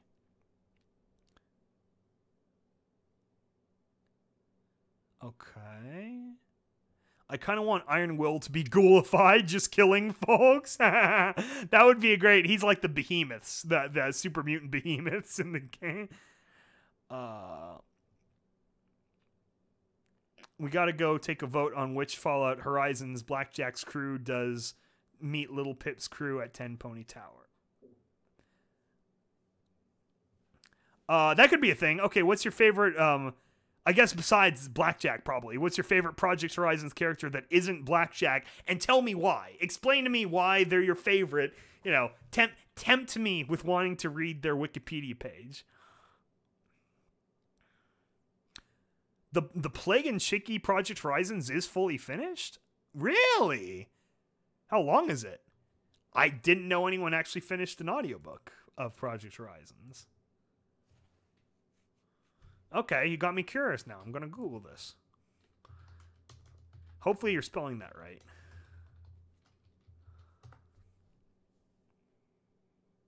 Oh, damn. 80. Whoop. Don't play on the stream.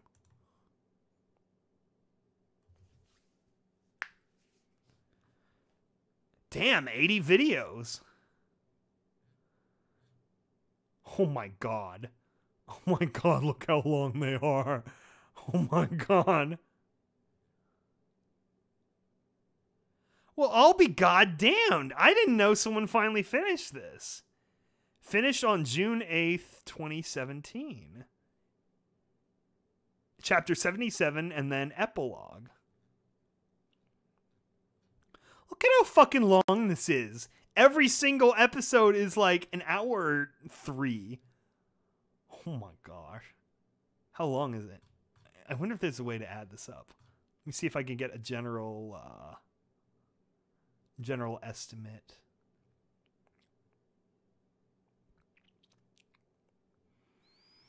I'm going to say the average is like 2 hours and 45 minutes. So let's say 2.75 times 80. 220 hours long. Oh my god. See, I'm assuming too that there's probably no cutting or anything. It's just them reading it straight, because that would be a fuck ass of work. I could not imagine then editing and doing anything like that. Let's just jump to a place. Survived. Let me guess. Psychoshy. Yes, he replied. But I discovered something about the stasis. While it does preserve the body, it does not necessarily preserve the mind. She'd been a fool when she was put in. She didn't have any life experiences. That endless stability was simply the world as she knew it. Her emergence into the real world on the other hoof was terribly traumatic. He closed his eyes. Interesting. Okay. My curiosity is piqued. I am curious now. Okay, here's my next question. Is there a zip file somewhere where I can just download the MP3s into like Google Play, like real easy? Once upon a time, in the magical land. Oh wow! Starting with chapter 1, you hear the difference in the mic over time. Let's go to the epilogue now.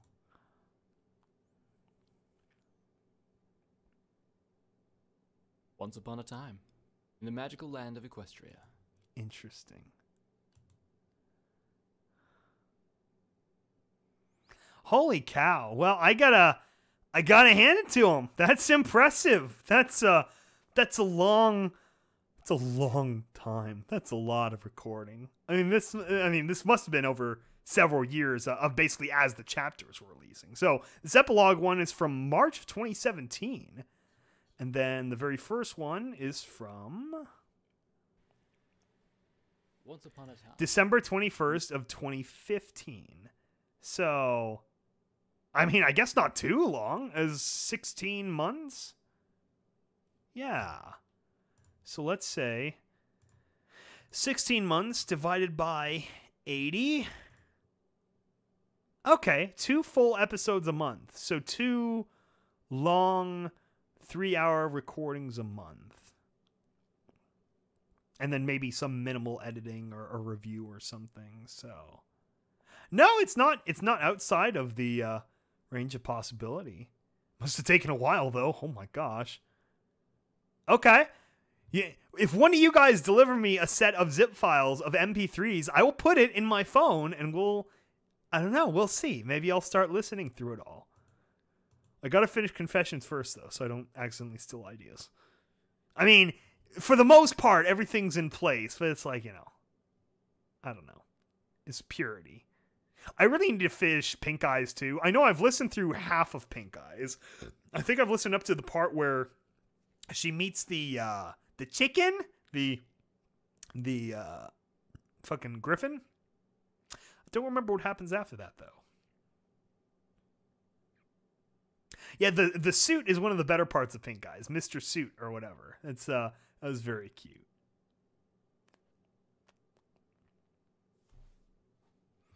It'll take less than a week. No, it will not. It literally is impossible to finish it in a week because, according to my estimate, it's 220 hours long, and a week is... Hold on, gotta do quick math. And a week is 168 hours long. So no, it is literally impossible to do it in a week. Oh my god. It's a week and a half of solid block listening. That's crazy. But it is something. I mean, I would give it a try. I'll be honest, another thing I want to catch up on too eventually, and I've started downloading these again, is the Upheaval, Breaking Point, and then Reckoning that they're in right now. I think they're almost... Forest Rain is almost finished recording Reckoning, actually. And I actually don't know if the story is, like, resolved. If, what was his name? Vixen Vizidane actually finished that story or not. Because that was a really good story. I thoroughly enjoyed that. Especially Forest Rain's reading of it. That was another big driver that got me into the idea of doing audiobook type things, too. You can see early on my own channel, I just did an experimental little comedy nothing thing, too, that, I don't even remember the name of it, but it was like a fictional brony production studio. And really, even the few antics that I imagine for those little comedy shorts, that's basically, whoo, so many things like it and worse that ended up happening at Stable Tech and this other thing that I was a part of. Play it at double speed. That's actually not a bad idea. Yeah, that's actually not a bad idea. I would take the MP3 files and then I could probably then resave them at like 1.5 speed. I mean, I could just go through YouTube, but YouTube's a bitch to work with. If I can get it on my Google Music player, it would be so much easier. And without that sounding as hypocritical, remember that with every Confessions video, the MP3 are right there in the download link. You can always download the free MediaFire MP3, everything nicely chopped up and separated for you. Except then it's important to watch the first half hour and then the last 5-10 minutes. 5 minutes. You can use 4K video downloader and download them as MP3 or M4A. Yeah, no, I mean, I know about, like, individualized MP3 downloads, but I don't want to go through 80 videos and download MP3s if one already exists somewhere. That's all I'm asking. Because that's essentially what happened with Fallout Equestria as well, where I stumbled upon someone who had just collected all of Craze Rambling's individual recordings and then just dropped them in a zip file for people.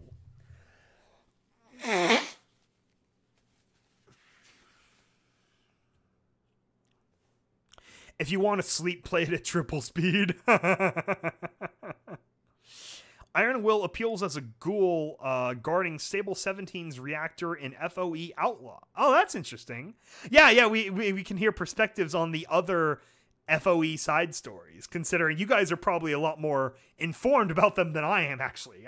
Once I started focusing on my own side story, I really stopped paying attention to the greater, didn't want to cross the streams, didn't want to steal content, or didn't want to feel like something was already spoiled so I couldn't do it, kind of thing. Because that would have bothered me. And with the number of FOE side stories there are, I'm sure a vast majority of things from the games and old lore and everything are transmuted in one way or another.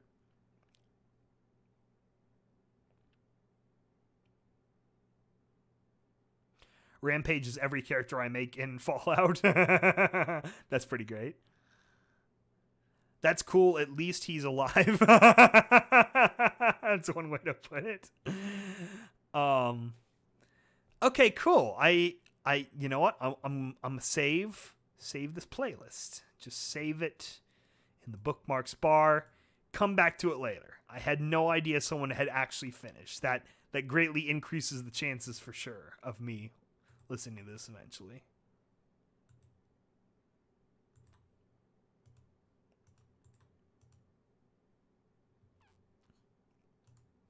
This old Have BK Yoroi art was always so emotional. He had a good approach to that of Pinky in the Mystery Mare office, and she's holding the Twilight figurine. So sad. So sad. Just gonna burn. You're gonna burn. And there's Ministry Mare. Goodness. Oh, hey, and there's another one of my songs. It's the Dear Hearts and Gentle Ponies, where I pulled all the different figurines for the art. That was pretty fun. Okay, well, we're in hour 3. We're after the 2-hour mark. So again, you guys, any other 8 years of My Little Pony? Do you guys want to talk about what else could we talk about? I mean, we've definitely talked on the podcast before about how Starlight in a lot of ways helped save the show by just giving it a completely new rejuvenation for what they could do, and with her character and storylines and such. I mean, especially when you look at like the season 7 finale, like that whole plot line was about what they were able to do with oh yeah, the Tom Cullen art too. The what was I saying? The whole plot line was about Starlight Glimmer's redemption, about if it was a real redemption, if it counted and everything, and the implications of her being like Stygian, of oh yeah, people never really change and all that. It's very emotional. It's very sweet. You can download the MP3s from Visual Pony SoundCloud. Okay, let's Google that.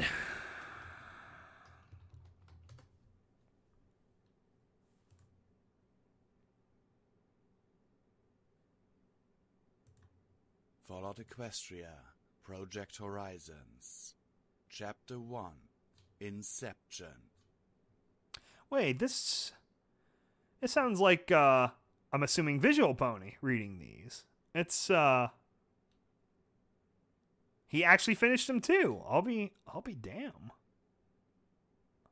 I did not know this many, I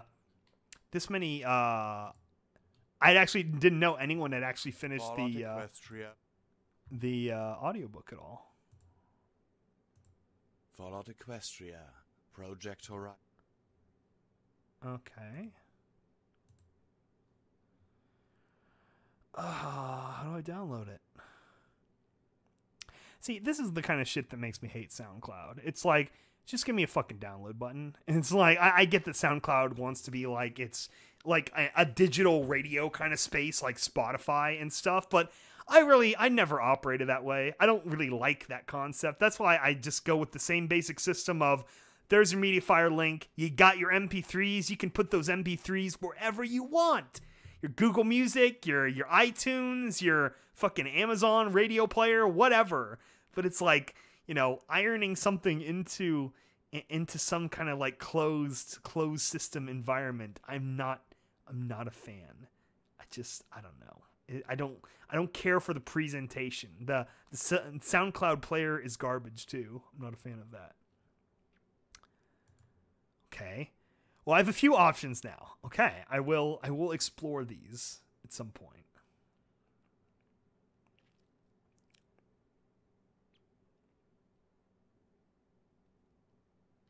Oh, Visual Pony's the one that had the censored version. Okay, so is the other one with what's his name uncensored? With fuck, I forgot his name now. Look the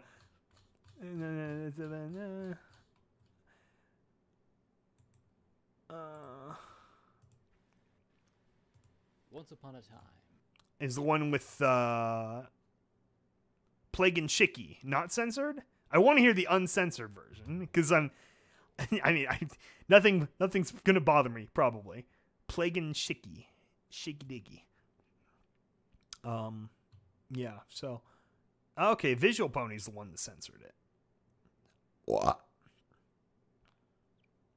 K-Cat has inspired a massive amount of art and content. It's difficult to completely come up with completely original ideas. Well, I mean, it's not just that, but it's the fact that, she sort of, he set the standard of borrowing from existing Fallout lore and transmuting it with ponies. So yeah, they did a good start, but it's like then every other different fan fiction pulls a different piece of original Fallout lore into a pony thing. So it's like, there's obviously already some version of Las Vegas, and Fallout New Pegasus are in, Heroes, right, where that takes place. So that's what I'm saying, is that with a number of other side stories, I'm sure the number of things brought into the Fallout Equestria general canon is probably a lot. Not that they're all one canon or anything, but it's like, for the most part, I tried to stay pure and separated from all that, so my ideas would be as, like, I don't know, as they were meant to be, or some crap as I could. Plus, I don't have enough time to really, like, listen through that stuff. Like, I drew an inspiration from different other things that got me, like, got other ideas, like going back through the Matrix again, or Groundhog Day to get ideas for Awake, and things like that. You never know. What do you think about the new generation? Yeah, you mean the Student 6? Yeah, no, we mentioned earlier, I do like them. They're really neat. Some of them are neat characters. Sandbar's pretty dry. Yona's pretty one note. But the others are pretty good for the most part.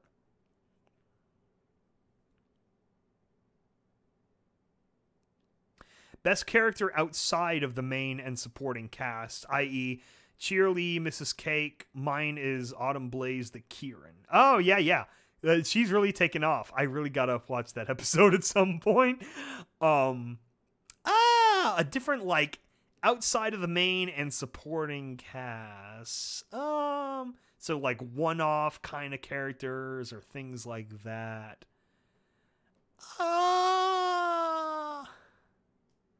Coco is pretty cute.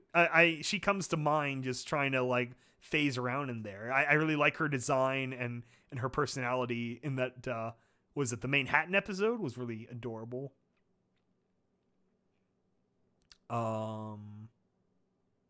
Yeah. I'm not sure if Somber would count, just because he gave me the Fall of an Empire sort of framework to build off of.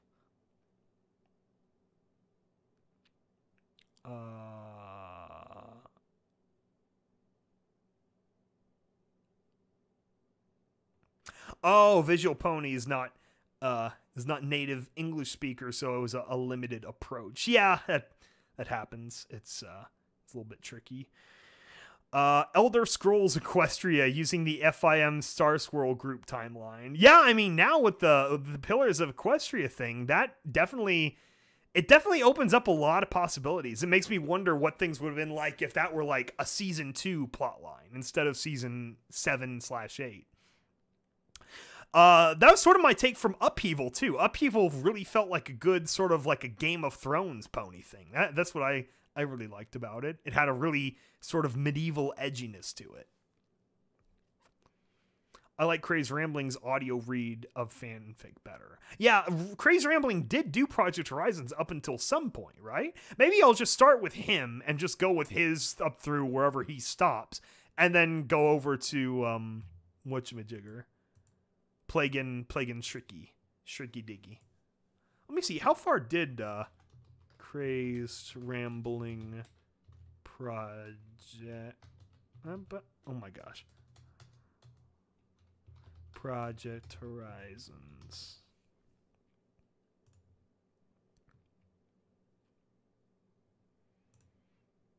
Oh wow.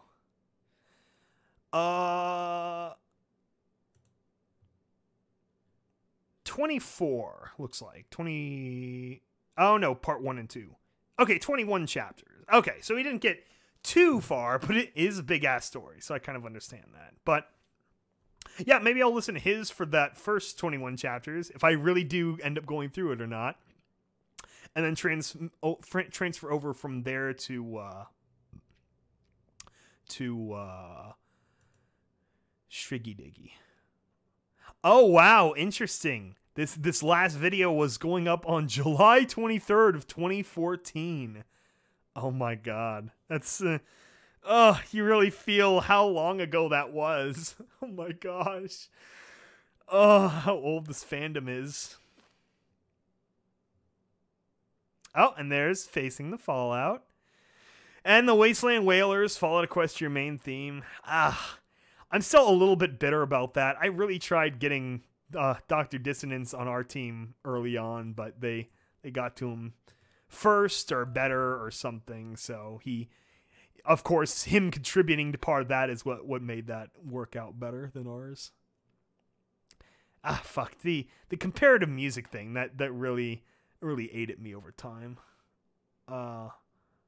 Oh yeah, my comment's still in there though.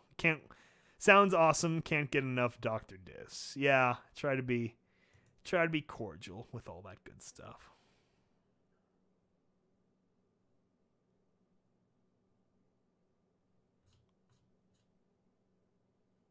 Speaking of which, what is Overmare doing these days? Let's look at the rest of their channel. I really haven't followed them. Like, I really haven't followed their their channel at all for a long time, because again, it's kind of hard. I like the music. They are very good at the music and stuff, but it's just that hanging like frustration that I was never able to get big band kind of writers for the damn Balefire Symphony. And so, you know, we had my parodies that I could do with various instrumentals I found and stuff, but that wasn't the same. It's not like this. If I had someone like an L Train, but that could compose that kind of big band stuff, we could have done so much. We could have done a whole fucking big album. That would have been so great. Oh wow, they did their own cover of Fairy Tales and Happy Endings. Oh wow, Overmare Studios is looking sparse. A live stream from last December, and then an On Our Own song from 6 months ago. Oh yeah, that was after who was it that passed away? Yeah, rest in peace. I forgot about that. Yeah, I wonder how the game ended up going though. That's interesting. Yeah, I do have most of their music. I gotta check back. I'm pretty sure the last time I downloaded them in bulk was up till, I think it was up until the Fly Like You remix, which was really good. And so I gotta go back and pick in these other songs that have come out. Mail It In, Hey Miss Rarity, Broken Wing Blues, Broken Recital, Sun Never Comes Back. Yeah, I got a few really solid stuff since then.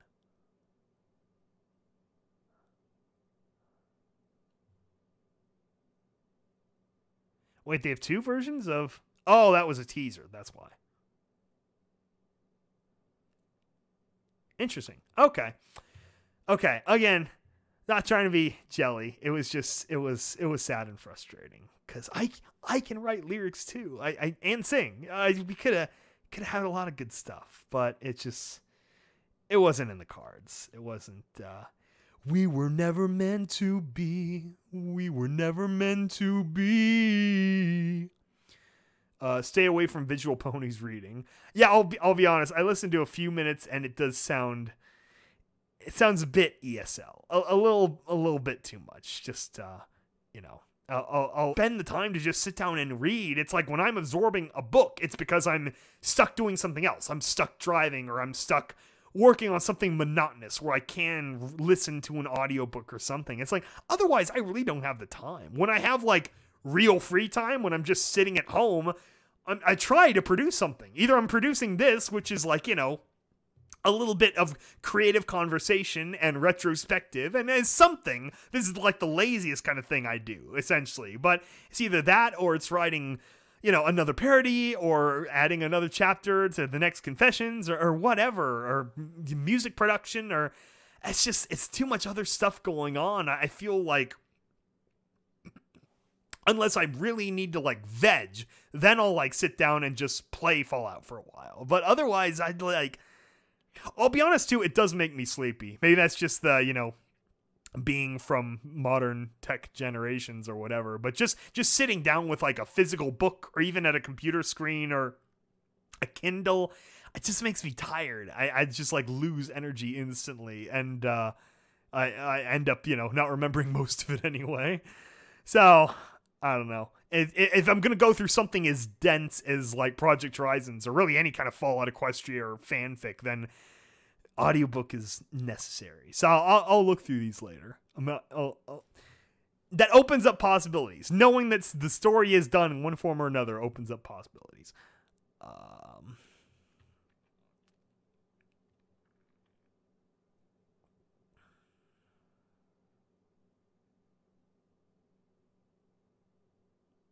Oh, that's an interesting idea. A different story of different boarding characters in a house or mansion. Yeah, no, that's a clever premise. I like that.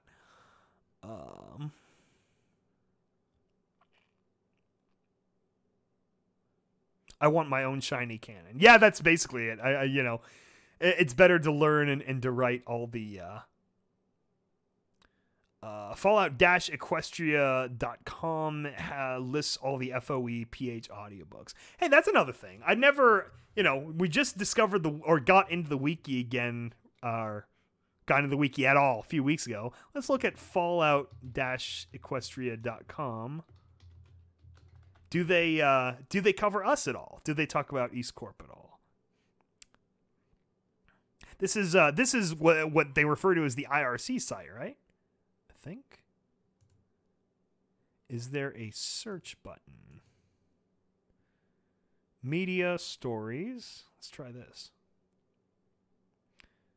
Oh, cool. Different languages too. That's kind of neat.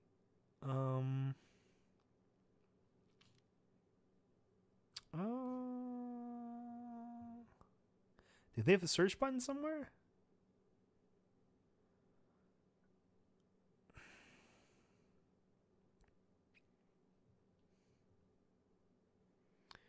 Come on. I just want to see if we're in here. I just want to see if they include us at all. That's all I want to know. And I have no idea how I would search for it.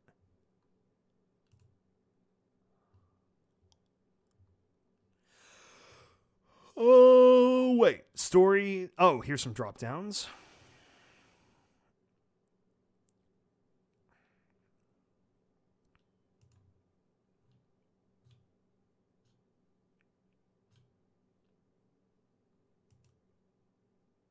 Okay, this is frustrating. Just some that is the nice thing about the Fallout Equestria wiki, is because it's powered by the general Wikia sites. It has a search functionality. All right, let's go back and just see if we can Fallout-Equestria.com EAST Corp.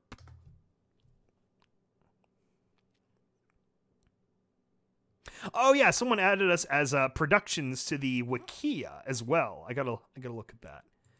Category EAST Corp Productions, and there's Ivory Labs, and there's the Patreon and the Facebook, and there's the Fallout Equestria resource site, but I don't see.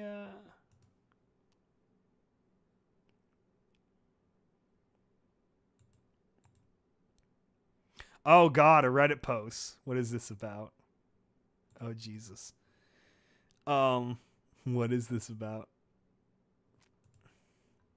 EAST Corp's Terminal Secrets audio drama, Episode 2, Scene 1 artwork.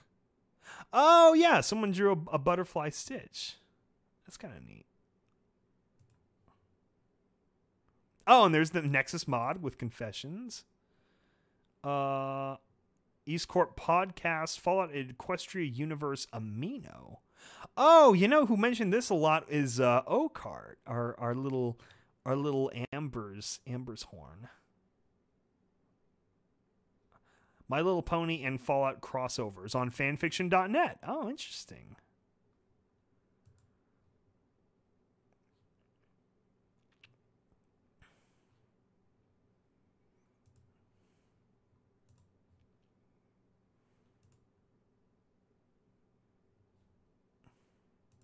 Okay. Anyway, no, I was just curious if if we're in that IRC site at all. I don't know how to search, so I wasn't able to find anything, but it would be neat to see if they mentioned us at all. Yeah, then some playlists of our stuff and searches and neat things like that. Oh yeah, goodbye Stable Tech, hello EAST Corp. Yeah, it was a thing. Fought Equestria animated series, Skybolt YouTube, and EAST Corp Productions. Oh wow.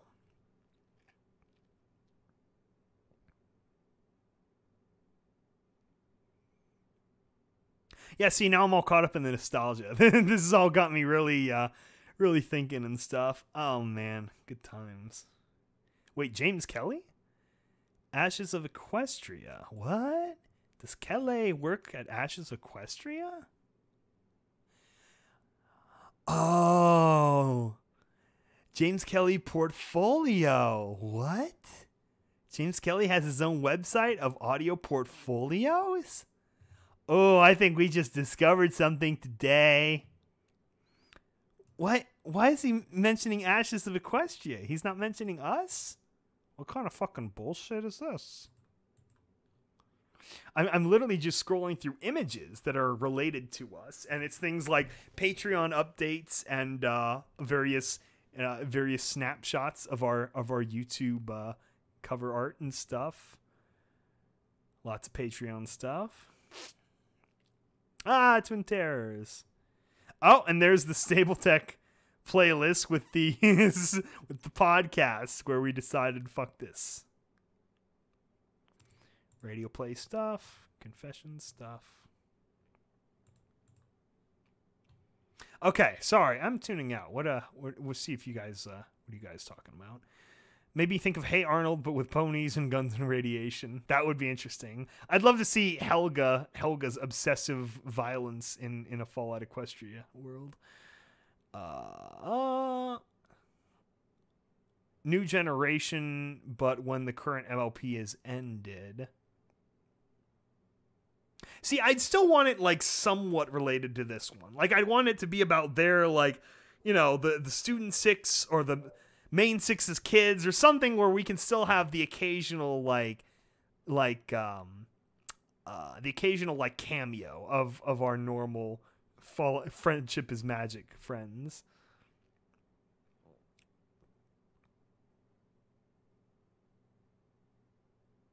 I think Craze got a job, you said a few streams ago. Yeah, that's kind of speculation. That's what I heard like third hand, was that he got some kind of real audiobook reading job, which is why he stopped. So that's kind of basically hearsay, but that was the rumor I heard through like I think comment sections and things like that.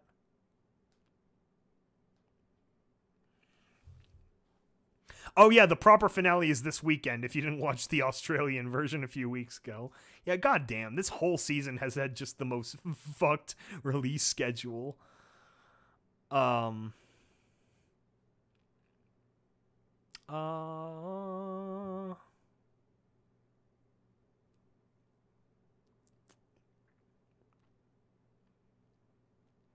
believe we've been doing this for nearly a decade. No, I know, I can't either. It's where the yeah, it's interesting. It's a combination of nostalgia and like I don't know, just amazement that something like this, not only that it could happen, but it could go on and be such like this interesting part of people's lives.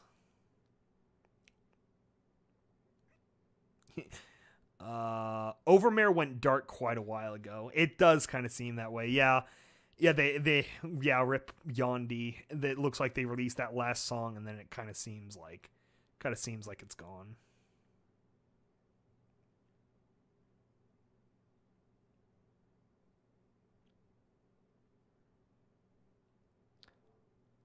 Oh my gosh, the chat is like updating in these like big blocks. Give me a second. I'm gonna catch up to the bottom.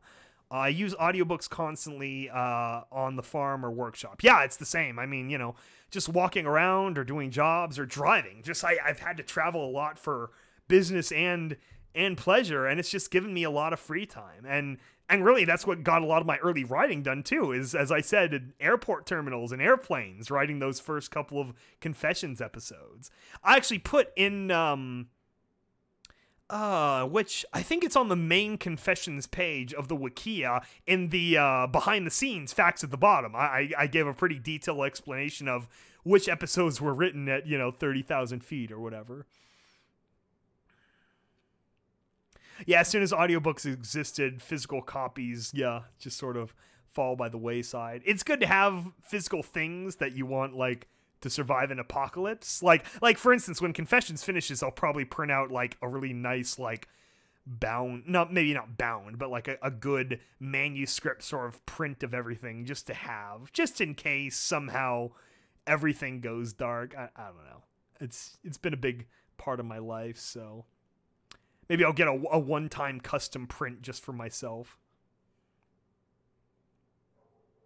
Yeah, audiobooks help a lot with these really, really big type stories.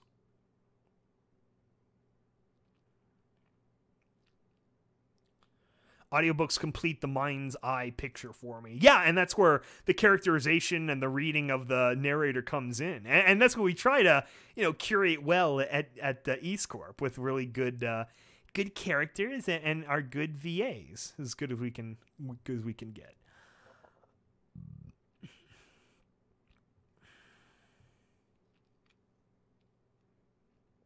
And that's right, an EAST Corp pit book filled with just our stuff. Yeah, I mean, we have a lot of it at this point, and if you things like my Gilded Age album were made specifically ready if you want like that kind of old-fashioned big band pit book kind of thing. But, you include all the songs, and it's quite a bit in their normal versions and stuff.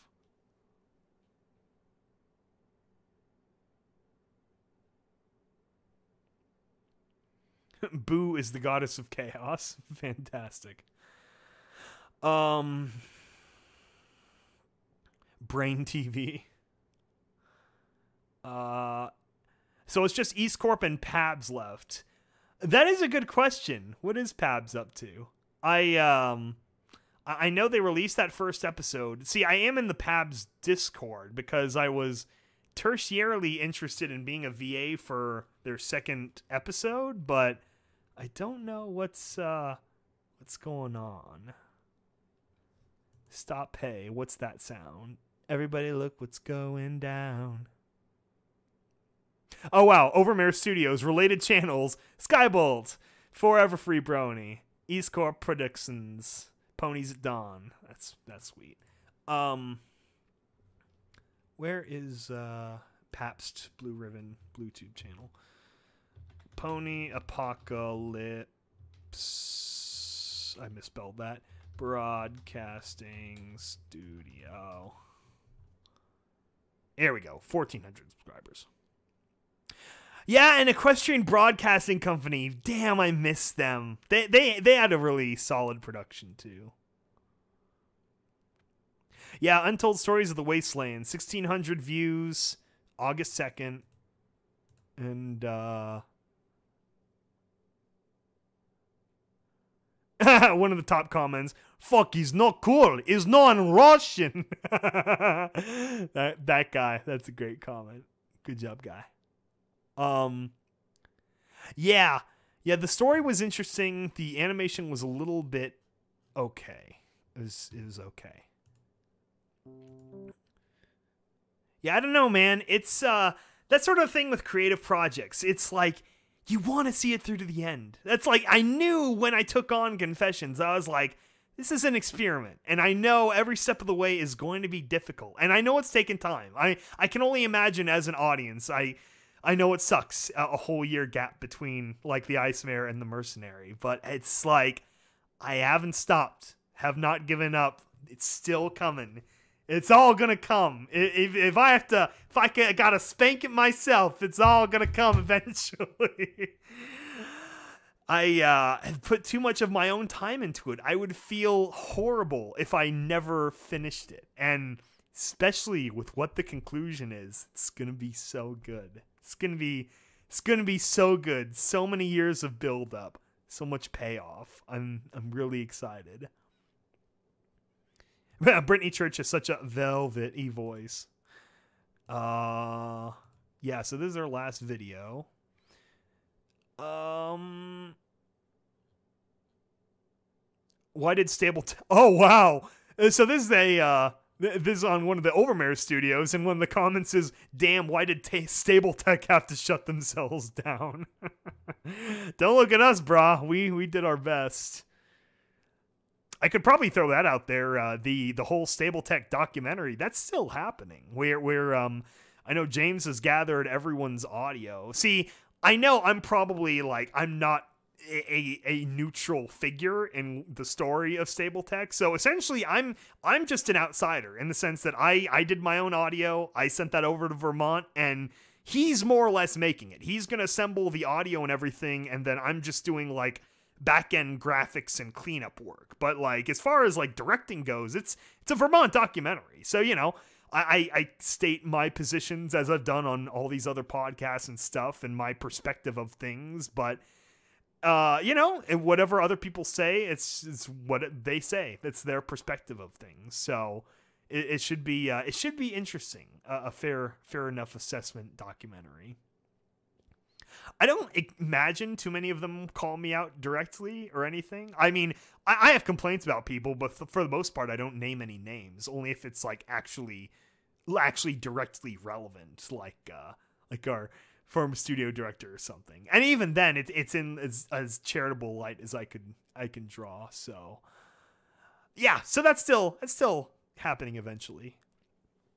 We really think it'll be a good, like, interesting story to weave together for people. Really have, like, you know, have it all synthesized into one place. And especially it's worth doing because of all the other audio James got. Like that trailer we premiered at BabsCon like a year and a half ago it's just a small snippet of everything he got, where James and we prepared like a big list of questions, and he sent it out because, you know, a little bit more amicable breakup for him to all those different, like the Pabst people and a few other guys, and he approached K-Cat, and I forget if they sent, I don't think they sent back any answers to anything. They just wished us the best, you know, best and whatever.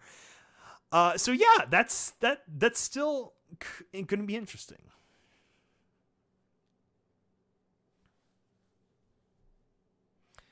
I like radio plays and audiobooks that include at least some ambient sounds and effects. Oh yeah, absolutely. I know various audiobooks have a certain extra level of production to them as well. Like some of the Star Wars ones, they add in a lot of like sound effects and things.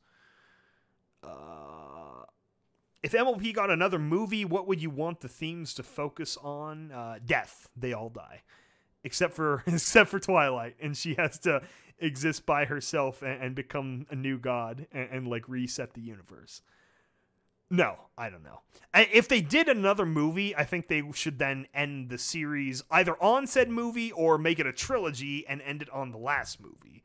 That's probably what I would do, is have then another movie, I don't know, in like between season 9 and 10, and then the final movie after season 10 or something. But I really think probably it's best just to end the series on season 10, because then season 10 itself would act like the movie. That would be a big, you know, many episodes long build up to it.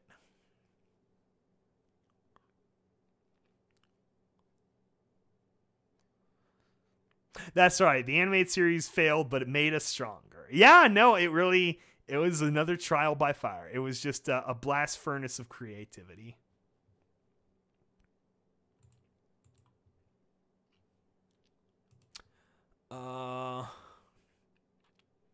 Oh yeah, the Overmare has a website too. Oh, that's not good. Last post was June 13th of 2017. And then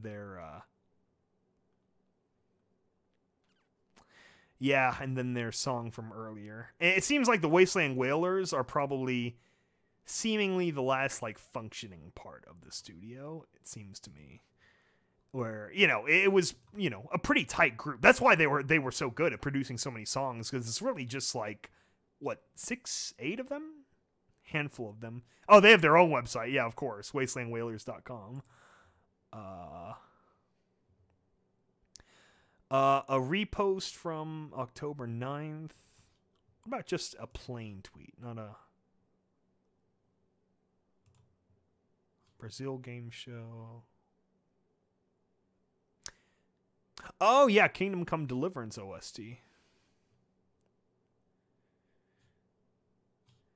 Yeah, so they're still active, at least on Twitter. So Wasteland Whalers is a thing. How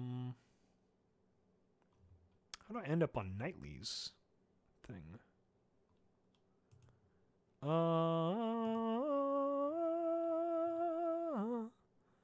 And Overmare Studios retweeted. When did they retweet this? Retweeted Wasteland Whalers on March 21st of this year, I think.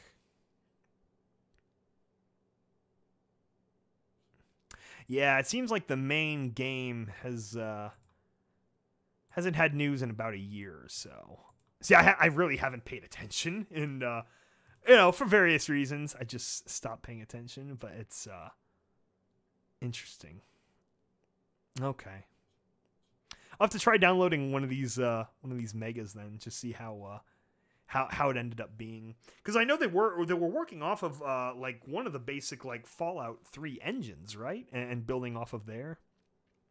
It is interesting they ended up dropping the Fallout moniker though. It's like they finally got the name problem, just like Stable-Tech had, but at least they like, I don't know, at least they made it a little further, or they handled the press about it in a lot better way. Oh God.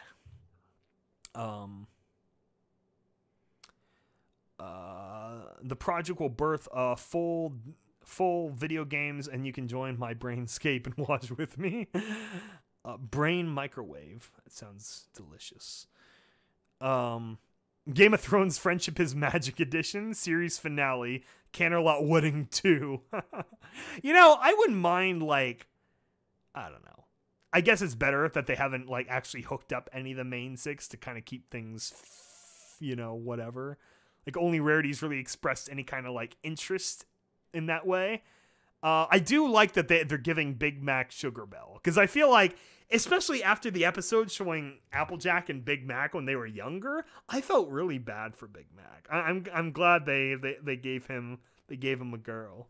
He needed someone. I felt really bad of that's like, now he's like forever silent because of this like horrible incident from their youth. It's really sad.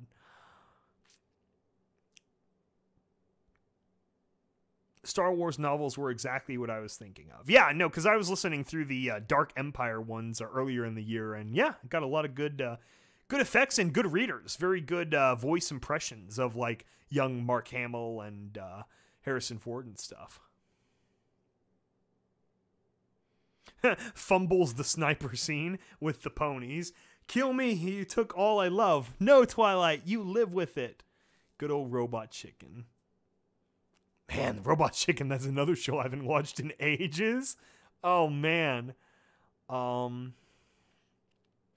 I played FOE Remains, the newest version yet? No, I've heard of its release, but I never did get around to actually playing it. You know what? I'm going to turn this off. Go back to normal branding.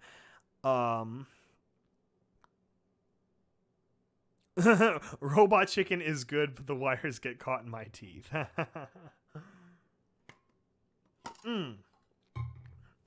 Okay, I guess, well, damn, I guess we're approaching the end of the third hour, so, should we wrap it up at 3 then? Any last topics there are to cover or talk about? I know we went through, a little bit of everything. A good retrospective on Pony, on, like, fan fiction, on Fallout Equestria, and the various Fallout Equestria production houses. Yeah, in the end, at least we're going to see all of ours through to the end. We're gonna see at the very end of Wasteland Survival Guide, we're gonna see Confessions through to the end. If it kills me, if it literally kills me. Terminal Secrets ends in like a month or two, so that's definitely gonna wrap up nicely. And we still got a good scattering of Balefire Symphony songs along the way as well, including the Fallout Day song coming out just barely 2 weeks from now. We've been working on for 5 months. Well, we started 5 months ago because I always want to make sure we got a good head start because of the due date. It didn't take a full 5 months to produce, but it's good. I'm really happy with it. It's different than the past ones, which I always try to do something a little bit different each year. And the theme is interesting, and it'll make a lot more sense after the fact. I hope people enjoy it. And also the song it's based on is from a really good album, which I'll then talk about after the fact as well, because really send more people to that album. It's really good. Snapple fact: less than 5% of the population needs just 4 to 5 hours of sleep. Yeah, I absolutely hate that. I just hate those people that they really can just survive on like almost no sleep. I'm like, you lucky bastards. Like, for me, I feel like I need an average of 6. Like, if I sleep exactly 6 hours like a whole week, I'll feel like constant. But then a few nights of only sleeping like 4 hours or something, then I feel awful. Then after a day or two, that I just crash on the couch for like, 7 hours or something. So, yeah, those people that don't need to sleep as much, I just hate them. My God. I will have more topics when I finish the Project Horizons audiobook. That's a big if. Let's just put it that way. It's a big if. Yeah, that's right. Every story must come to an end. And you know what? That song's going to mean a lot more as well at the end of it all. You trust me on that. It's, like I said, I've been sort of little by little plotting all this together over the years, and I really had the full thing down after, right after the Gold Doctor was done. I was already laying the stepping stones, but once Gold Doctor was done, I had the skeleton. I knew where I wanted to take everything, so it's gonna be good. We're getting so close. With every episode, I'm like, oh my God, it's the long haul. But then once the episode comes out, I'm like, we did it, you guys. Just like with the Engineer, so many trials. And then, not as many trials, but then, just the split of the studio and stuff, getting the Ranger out. And then another good chunk of time with all the different VAs, and then damn Nathy Khanna and Ian Anderson just disappearing from me and not coming back after I got both of them to say they would reprise their characters.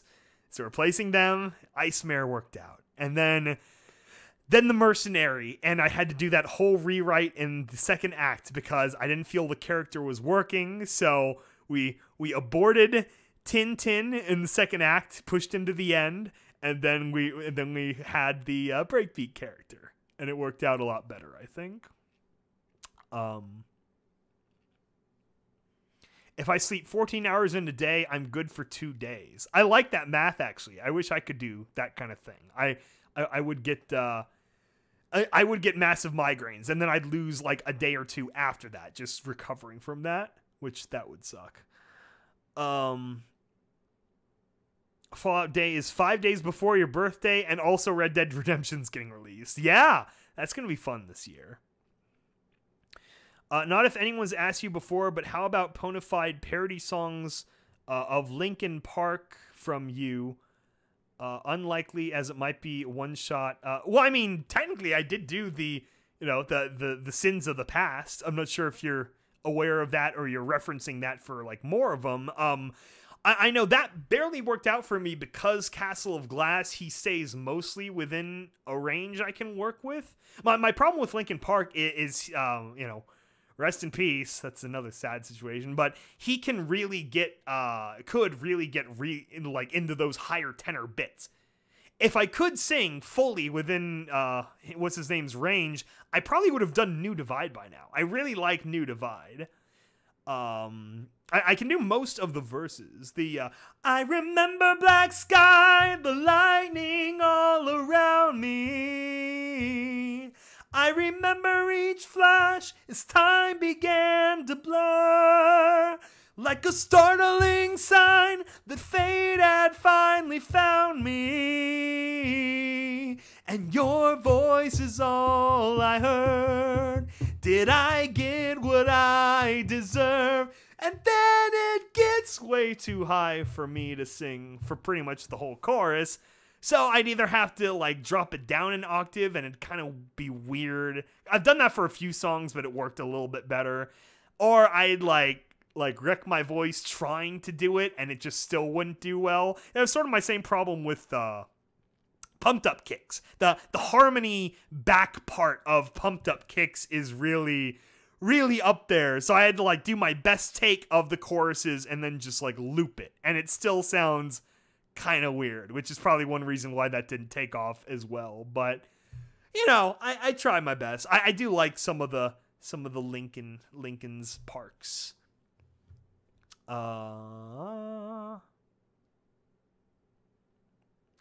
Be like Nike, just do it. I do end up just doing it eventually. Eventually is the key. Battle Symphony, I'm not familiar with. Oof, headphone users. Oh yeah, I'm sorry. That's the other thing is metering. I have the gain turned down pretty much though. That's for really loud like belty kind of songs. The gain is tricky. I have Castle of Glass in my current Pit Buck and a few Velvet Remedy songs. Yeah, no, I really like Castle of Glass. That's why I did that one. And luckily, too, K-Cat liked it, which I only discovered that like years later, where it was on her blog or something where she's like, oh, yeah, Skybolt, it was really great. I really like his Castle of Glass or Sin to the Past. I'm like, oh, damn, really? I didn't know that. And I've noticed over time, a lot of those songs that like had higher like view count, it's because they got linked in K-Cat's blog at one point or another, or on the Fallout Equestria Reddit or something. So I was like, I'm glad someone likes it. That's all I'm here for. I'm just trying to make things I like and hope other people like them. Also, Big Iron. Yeah, Big Iron. I eventually, when I do the next compilation album, and probably the last one for Fallout Equestria will be. Well, probably what I'll do is I'll have a Fallout Equestria one that's like a all the like the musical cinematic-y kind of song. So not like Gilded Age, where it's sort of like a diegetic, like in-universe songs. This would be like more like Brave New World and Everybody Knows and Open Up Your Eyes, things like that. Where it'd probably be an album with all those type of songs together. And then the very final Fallout Equestria album would be the discography. That would be the everything in one album. I'm actually planning on doing something like that for my channel too, where after I hit 100 parodies, or I think I've kind of already done 100 parodies in one way or another, or 100 covers or something, I want to release an album that's the Skybolt Centurion, and it's going to be my best 100 songs. And it'll probably be pulled from like the album versions, which are already cleaned up from the originals, but I'll just combine all the my personal favorite 100 songs in some kind of nice like playlist order, and then drop it as one giant super album. I always wanted to do that just because I have so many of these now. And then essentially just drop off like the really shitty songs from the bottom. They just won't be there at all. Songs that no one likes, even me. Can I bucket? Yes, you can. Oh, I should probably plug this. Or not plug. It's not like one of our things, but I have a playlist. I just finished a brand new writing playlist where I updated like sort of all the different kind of score and soundtrack music I've listened to while writing, like The Mercenary, for instance. I've got one master playlist together as I'm writing Confessions 8 right now, and it's so good. I'm so happy with like how I've cleaned it up just right. A good mix of everything sort of within a certain like sort of Fallout-y framework. And my latest addition to that album is from this game, Insomnia the Ark, which is this sort of RPG very heavily inspired by the classic Fallout games. And the guy who composed the music, I think his name is Texture Osiris, something like that. has a very good Mark Morgan-y sound. So if you've never heard of it, go check out Insomnia the Ark and try to get like their deluxe edition if you like the game, or get a hold of their soundtrack somehow. It's a very good soundtrack. I've been listening to it all week. Really fun. Great for riding, which is what matters. Oh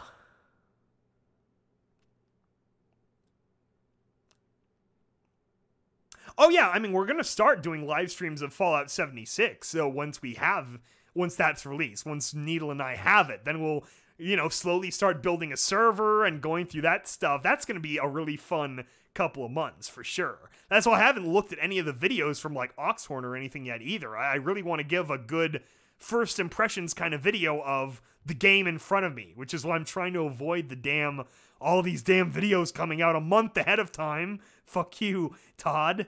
Just give me the damn game already. I bought the beta. Give me the Bethesda bucks. Yeah, that's right. Lilo and Stitch is getting a live action. That's gonna suck. I'll be honest, I haven't watched any of these Disney live action crap. It's like the animations are such a quality, unique thing that really is really rare because animation's really hard.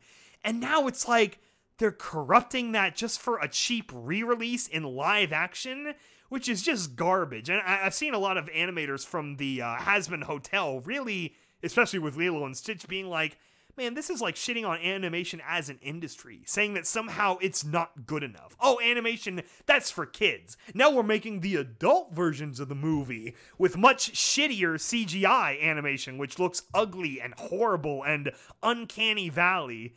And I can only imagine how bad Lilo and Stitch is gonna look. Ugh, awful. Just garbage. It just Disney. Why? Yeah, Centurion, the album. Yeah, I was thinking of getting like art commissioned of like Skybolt and like Pegasi, Pegasi Greek whatever armor with the mane sticking out and everything or something. I don't know. Or maybe I'll just put the bit. I also consider just using my Skybolt logo that I've had for profile pictures and stuff in the past and just use that as the cover art, being like it's essentially like the collection, the discography, Oh wait, true to Skybolt. That's right.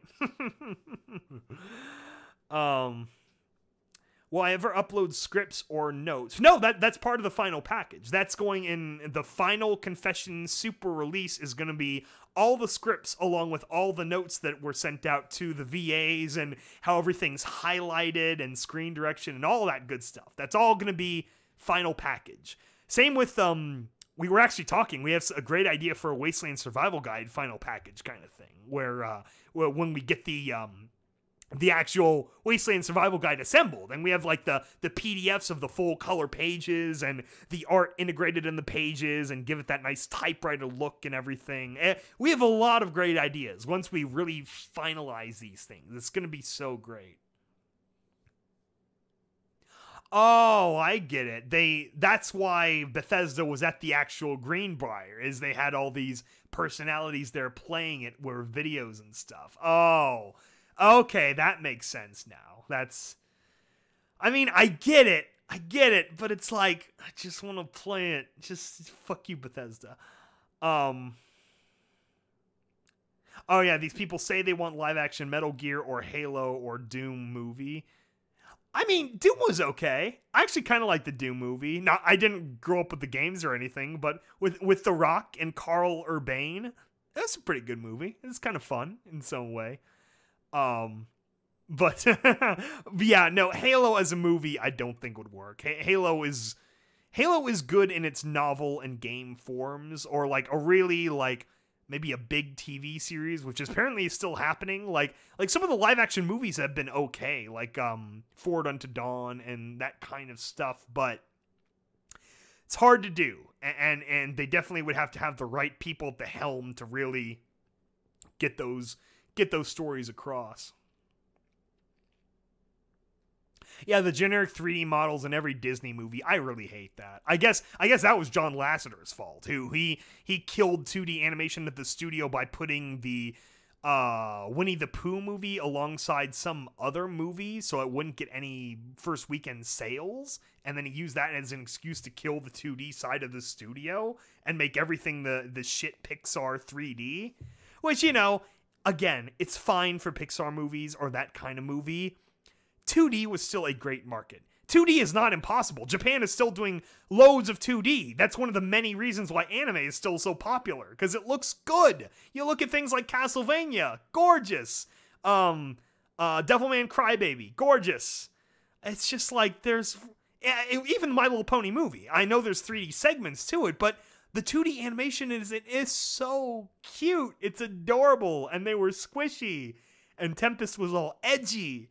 And even just the plain flash of the show Pony is great. And it's like, it's an insult for the Disney style animation, one of the pioneers of this kind of animation, to like kill itself is like, you know, and I get that they still have like the TV shows and stuff. And yeah, things like the new DuckTales series. That's a hell of a lot better than all these damn live action movies. I mean, it's a good look. It's not like, you know, Disney giant movie animation style, but I really like this sort of like, I don't know, it's got a good stark look to it of that new DuckTales series. It's really good, really well done.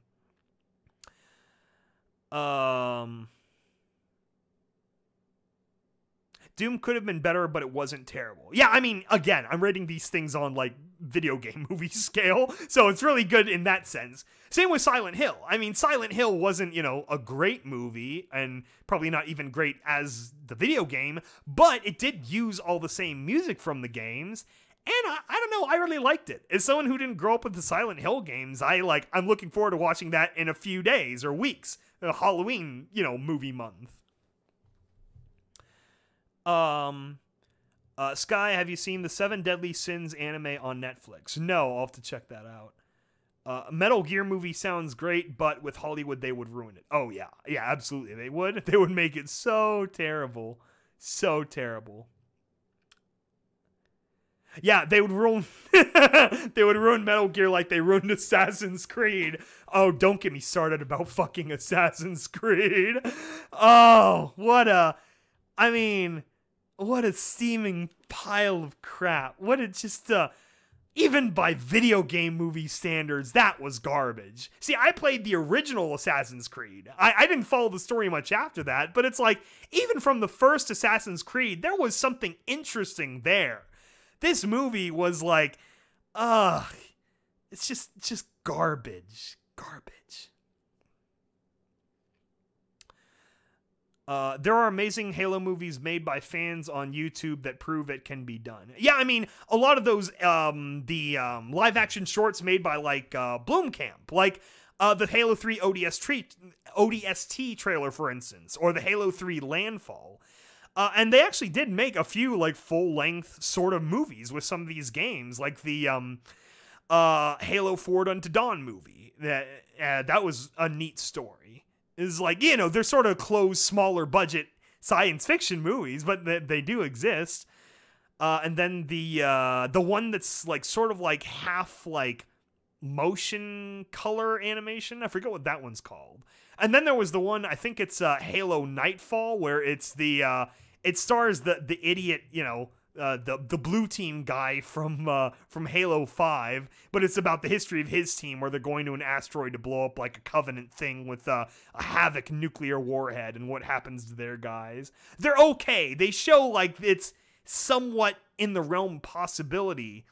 The best of those Chaotic Babies, if you're looking, is is definitely Forward Unto Dawn, the Halo movie. That one was really good. And also, as far as the trailers go, it's a tie between the Halo ODST with the Scottish funeral rites, or the Landfall trailer where it reactivates the like factories, and you see like all these big assembly lines of the warthogs and the pelicans and sniper rifles. That is really cool. That's really neat CGI. Imagine all of Friendship is Magic redone in the 2017 Pony movie style. You know, that would be really interesting. I wouldn't mind seeing that. I mean, I'm sure it'd be expensive, but that would be really neat to see. I would be happy with that as the main show style. They were very adorable. And Tempest was so edgy. She was so edgy and you know, so great.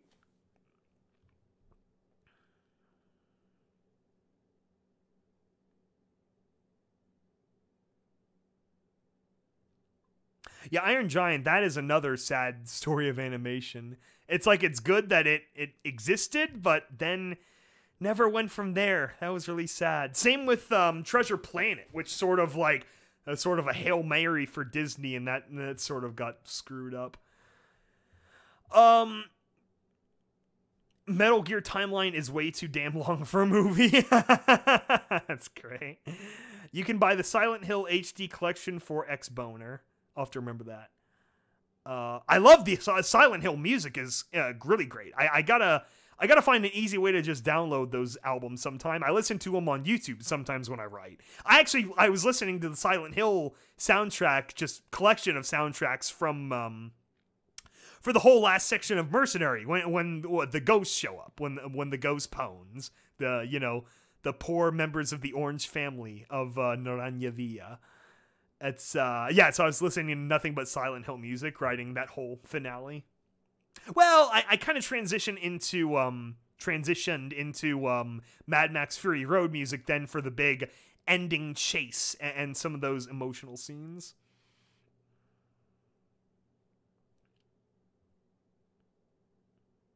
Yeah, that's right. 2017 Super Mario Odyssey, 2018 Assassin's Creed Odyssey, 2019 Call of Odyssey's Duty. You know, a Call of Duty game set in the Peloponnesian Wars would be interesting. That actually might be kind of fun.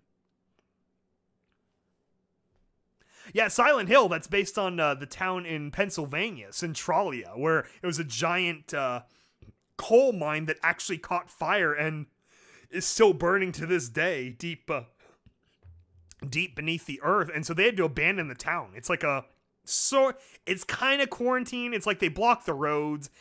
It is toxic if you stand in there and like breathe the air for too long, because it's like a ton of like carbon monoxide just seeping out of the soil. But technically you can go through there, not in car, but like if you get out at like one of the blocked crossings, you can like walk around and probably no one's gonna stop you.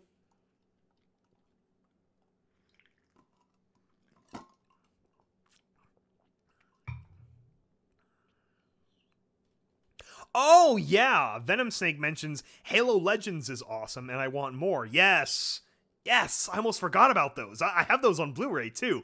The Halo Legends animations are really solid. I mean, it's basically the same approach as the Animatrix, of just a collection of differently animated little stories within the universe. And both of those movies are great. The Animatrix and Halo Legends are such a unique set of stories and a unique set of styles. Really great. I wish more properties would do that. Like, I'd love to see more of both. I'd love to see one of those in like Star Wars universe from Disney, if they ever got their head out of their ass. A Star Trek one would be good too. Mass Effect, yeah, you could do that kind of thing with a lot of different things. I mean, they're basically vignettes, but then you get so much extra like storytelling out of the different animators and the different sort of like, you know, just creative expressions. I really like both of those.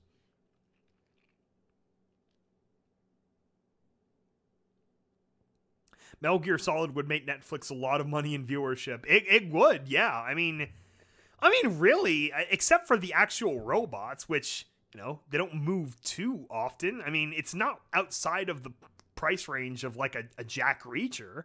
You could make a Metal Gear series and, you know, a little extra good chunk of money for really quality actual Metal Gear designs, or a weapon to surpass Metal Gear. And yeah, I think it's doable. It's not that expensive. I mean, most of the setting of Metal Gear is within like normal present day. It's not like it's all set in deep space or, you know, in the future or an alien world or anything. It's a lot of oil derricks and like real military kind of locations.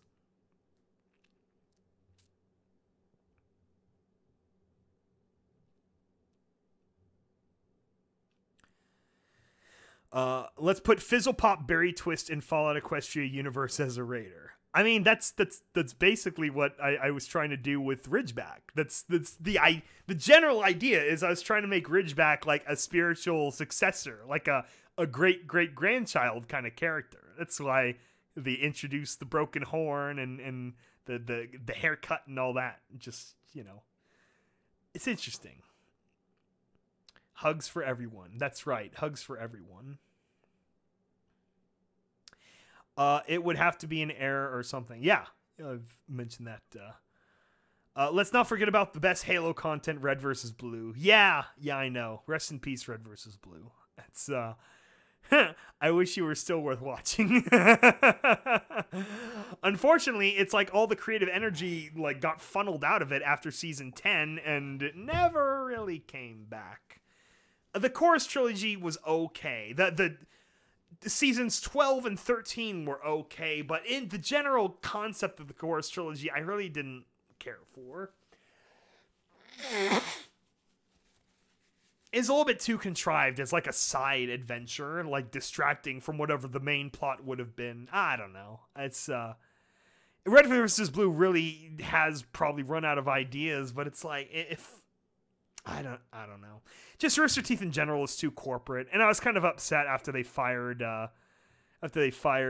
Kathleen Zieruch, because she had been there for so damn long too, and yeah, I don't know. It was a really strange situation. All the nonsense with Ruby and the animation actor or the animator guy who worked with Monty, and then something about Bernie's new wife Ashley, and she got a lot of extra money because she's sleeping with the executive producer, which is, I don't know, a lot of interesting rumors out there.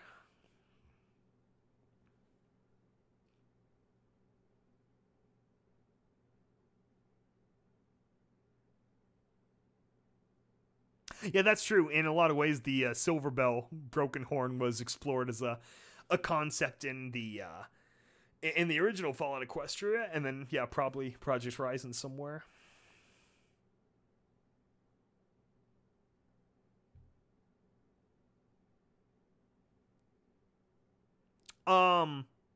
Yay, prostitution. Wait, what? What are we talking about, prostitution?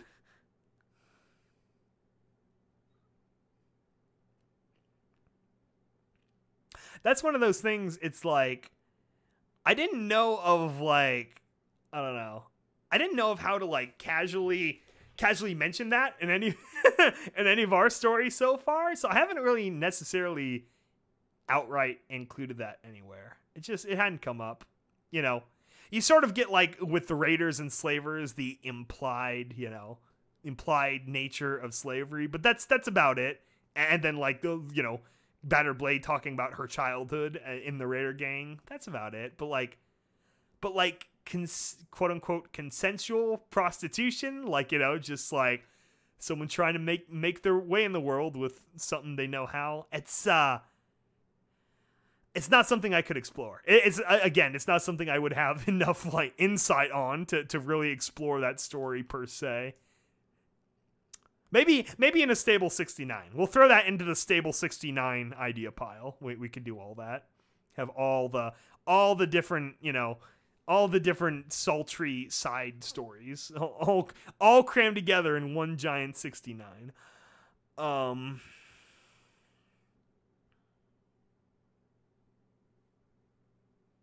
Every group of heroes needs some sleazy horrors now and then. I mean, isn't that basically the story of Firefly? I remember when I watched a few of those episodes in college because my film teacher was a Joss Whedon obsessive, and yeah, those first few with what's her name as the consort, and it was some kind of like really high nobility position that she's like, a professional, pleasure dispenser or whatever. It was like, I get what he was trying to do with that, but at the same time, it really doesn't hold up to reality. That's not quite how that works. Oh, a prostitution joke where they just sleep together. Yeah. Well, you know, one of the best jokes like that is in Who Framed Roger Rabbit, where I forget what the setup was about him, like him thinking that Jessica Rabbit cheated on him or whatever, and he's like, they were playing patty cake, and then he pulls out the pictures, and it's literally her and what's his name? The movie executive just literally playing patty cake with their hands on the bed, and he's just blubbering in tears and smashing through walls and stuff. That was such a great, such a clever prostitution joke. Very, very traditional, like, you know, Tex Avery era humor. Good stuff. You can't get around the human nature of people in the post-apocalypse. No, that's the whole point. I mean, you know, you want to get all philosophical. I did have to take one philosophy class in college as part of my you know, general studies, and it was philosophy of ethics, and we covered a whole lot of different, like, prime ethical systems, and one of them, it wasn't necessarily a system itself, but one of them was just essentially Lord of the Flies. We just talked about the story of Lord of the Flies and all of the ethical implications of, yeah, once society dissolves the whole veneer, you're kind of mostly back to, like, animalistic basics. And that's, I feel like that's really mostly, like, you know, shown to be true in a lot of cases, especially in the Fallout universe, when, you know, people are crazy and radiation and feral ghouls and stuff. Like, you know, some people eventually they start grouping together and creating a new society and stuff, but at the same time it's like, you're still gonna have a lot of, you know, I mean, you think of the old days, raping and pillaging wasn't all that different, or not different. It wasn't all that rare, you know. Every civilization, every kind of conquerors, you know. As recently as World War II, you know, marching across Eastern Europe, the Red Army, just rape and pillage everything they can. Oh, God. There literally are prostitutes that only cuddle or whatever, no penetrations. No, I've heard of that too. Like, what is it, professional cuddlers or something, where they don't take off clothes at all. Like, I don't think you even go. There's no second base. There's no touching of the boobies. It's just, it's weird. It really is like just paying for, like, I don't know. I know there's some people that really are missing that level of human connection, where just pay someone for a few hours just to hold you, or you to hold them. It is really fucking sad. I mean, I feel genuinely bad for the person that they're in a position where they feel they need to do that. It's like no one should have to suffer that kind of banal, kind of just perpetual sadness. That's, oh, God.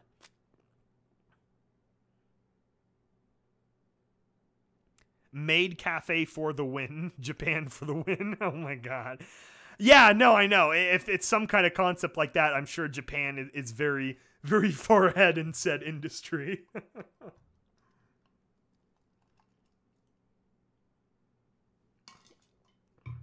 Okay, I know I said 3 hours. Now we're going to 3:30.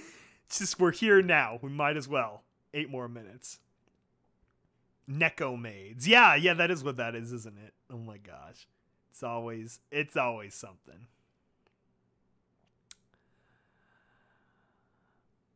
Huh. But yeah, so it's 8th anniversary. So 8th anniversary, and it was 7th anniversary for me discovering the show then a month or so ago, and then 6th anniversary of me starting to make music, which would have been I put out that first version of What's This Ponies in August, and then the updated version in that season 3 startup in November of 2012. Holy cow, 6 years of doing all this creative stuff. At least I got a body of work out of it.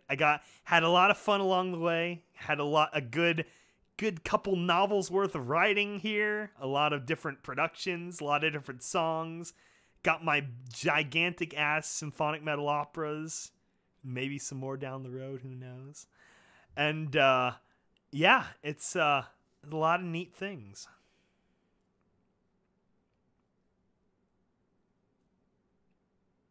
We're also slowly building up more of an audience here too, and the live streaming becoming a major secondary feature of the channel. It has been good. We've been slowly climbing in viewers ever since that started. So keep sharing the love. We'd love to keep pumping those as well.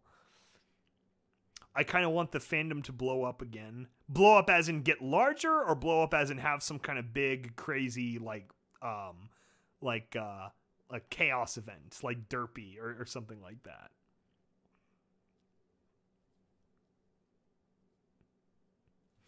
Oh yeah, thank you for your service. Yeah, you're welcome. I mean, that was the whole premise of the EAST Corp channel, was really just finish what we started. It's James and I to finish all of our series and just have a great platform where we could do whatever. We didn't have to worry about the bullshit gatekeeping of Stable-Tech anymore. It's just get larger, no drama. Yeah, it would be nice. I feel like once we're for sure in like the last season or whatever, I think we'll get another sort of groundswell of like maybe old fans that kind of went away for a while who will come back in just to like finish it off and then maybe check in and see how things have changed. And then things will go back to that plateau that I talked about earlier in the show. I want Gen 5 to kick ass and be made for bronies. I don't know if we'll get that lucky, but I am curious if they're already plotting like the end of this series and then a whole new Gen 5. I mean, I'm guessing it's new everything. It's going to be new VAs, new kind of characters, maybe new art style. Like, I'm very curious how that all goes. It'll be something. I don't know where they go from here after all these years and all this like, giant body of work and fandom and everything.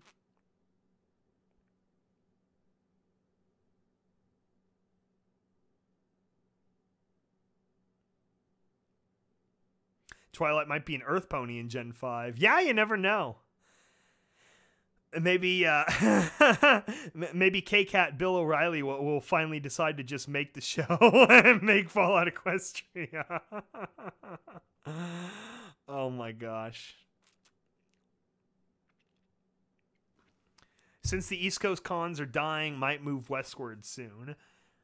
Yeah, no, I mean, we'll probably be at BabsCon for sure. That's almost guaranteed for next year. And then if they take us, there is an outside chance that we go to the last BronyCon. So we'll see about that.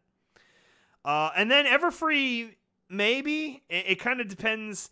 It depends kind of on Neil. It depends on if the guy who had all that drama a few weeks ago, if he's still there, and if they don't like address it further or something. I don't even know. It's some kind of weird drama with all the vendors and stuff. It's always some stupid crap, It's like just like come on, man. Canon Fallout Equestria. Yeah, I know. Not only that, but Canon Project Horizons. Even in like a compressed way, like sort of what at the end I proposed for Stable-Tech we do, which is like an 8 or 12 episode like mini series where each of the episodes was like a vignette, a certain portion of time, and then we have a narrator sort of fill in the gaps, and it just covers sort of the high points of the story. Sort of like that Pokemon Generations anime that like kind of wraps up the game stories in sort of a quick kind of way.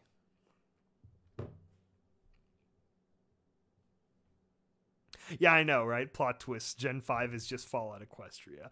Yeah, what if Gen 5, it like circles around, or Generation 4 ends with Starlight going back to being evil, or it's like a split in time where it goes back to the bombed out world from the very end of the Season 5 finale, and then, it pulls out, and it's all Fallout Equestria, and then we go explore that timeline. That would be so crazy. It would be unprecedented. It was like, it would really be interesting.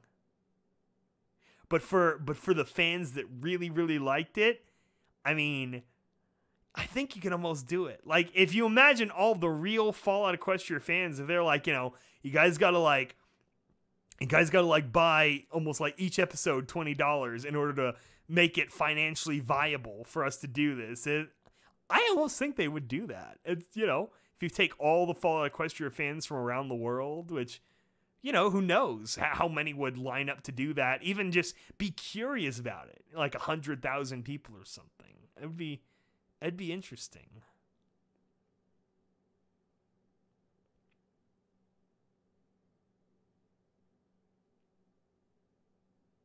Yeah, that whole last Ashlands timeline, it really had some heavy Fallout Equestria connotations. I almost don't think that was fully accidental. That was really interesting.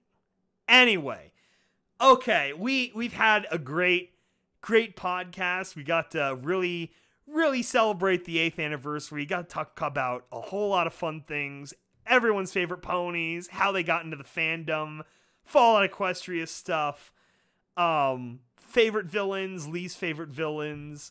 Just a good sort of recap on everything we've been doing. So hopefully you guys have had a good time. I know I have. It's been quite a ride. If I went to myself, 7 years ago and I'm like, hey, the next couple of years, you're going to have a lot to do with My Little Pony, I'd be like, what? Is this a joke? You're fucking crazy. And yet here we are. And it's like, it's just like a bad tattoo. No regrets. No regrets. So, anyway, I'll sign off for the night. I hope you guys enjoyed another BananaCast when I just have an idea for some kind of live stream thing and I don't even want to attempt to try to wrangle the others. Do enough of these to justify it, especially now that I got the branding down. We gotta make use of the branding a little bit more. Celestia looks like she has a few more good rides in her for this artwork, so we're gonna have a good time. Okay, so you guys have a good night, have a good 8th anniversary, and we will talk to you later.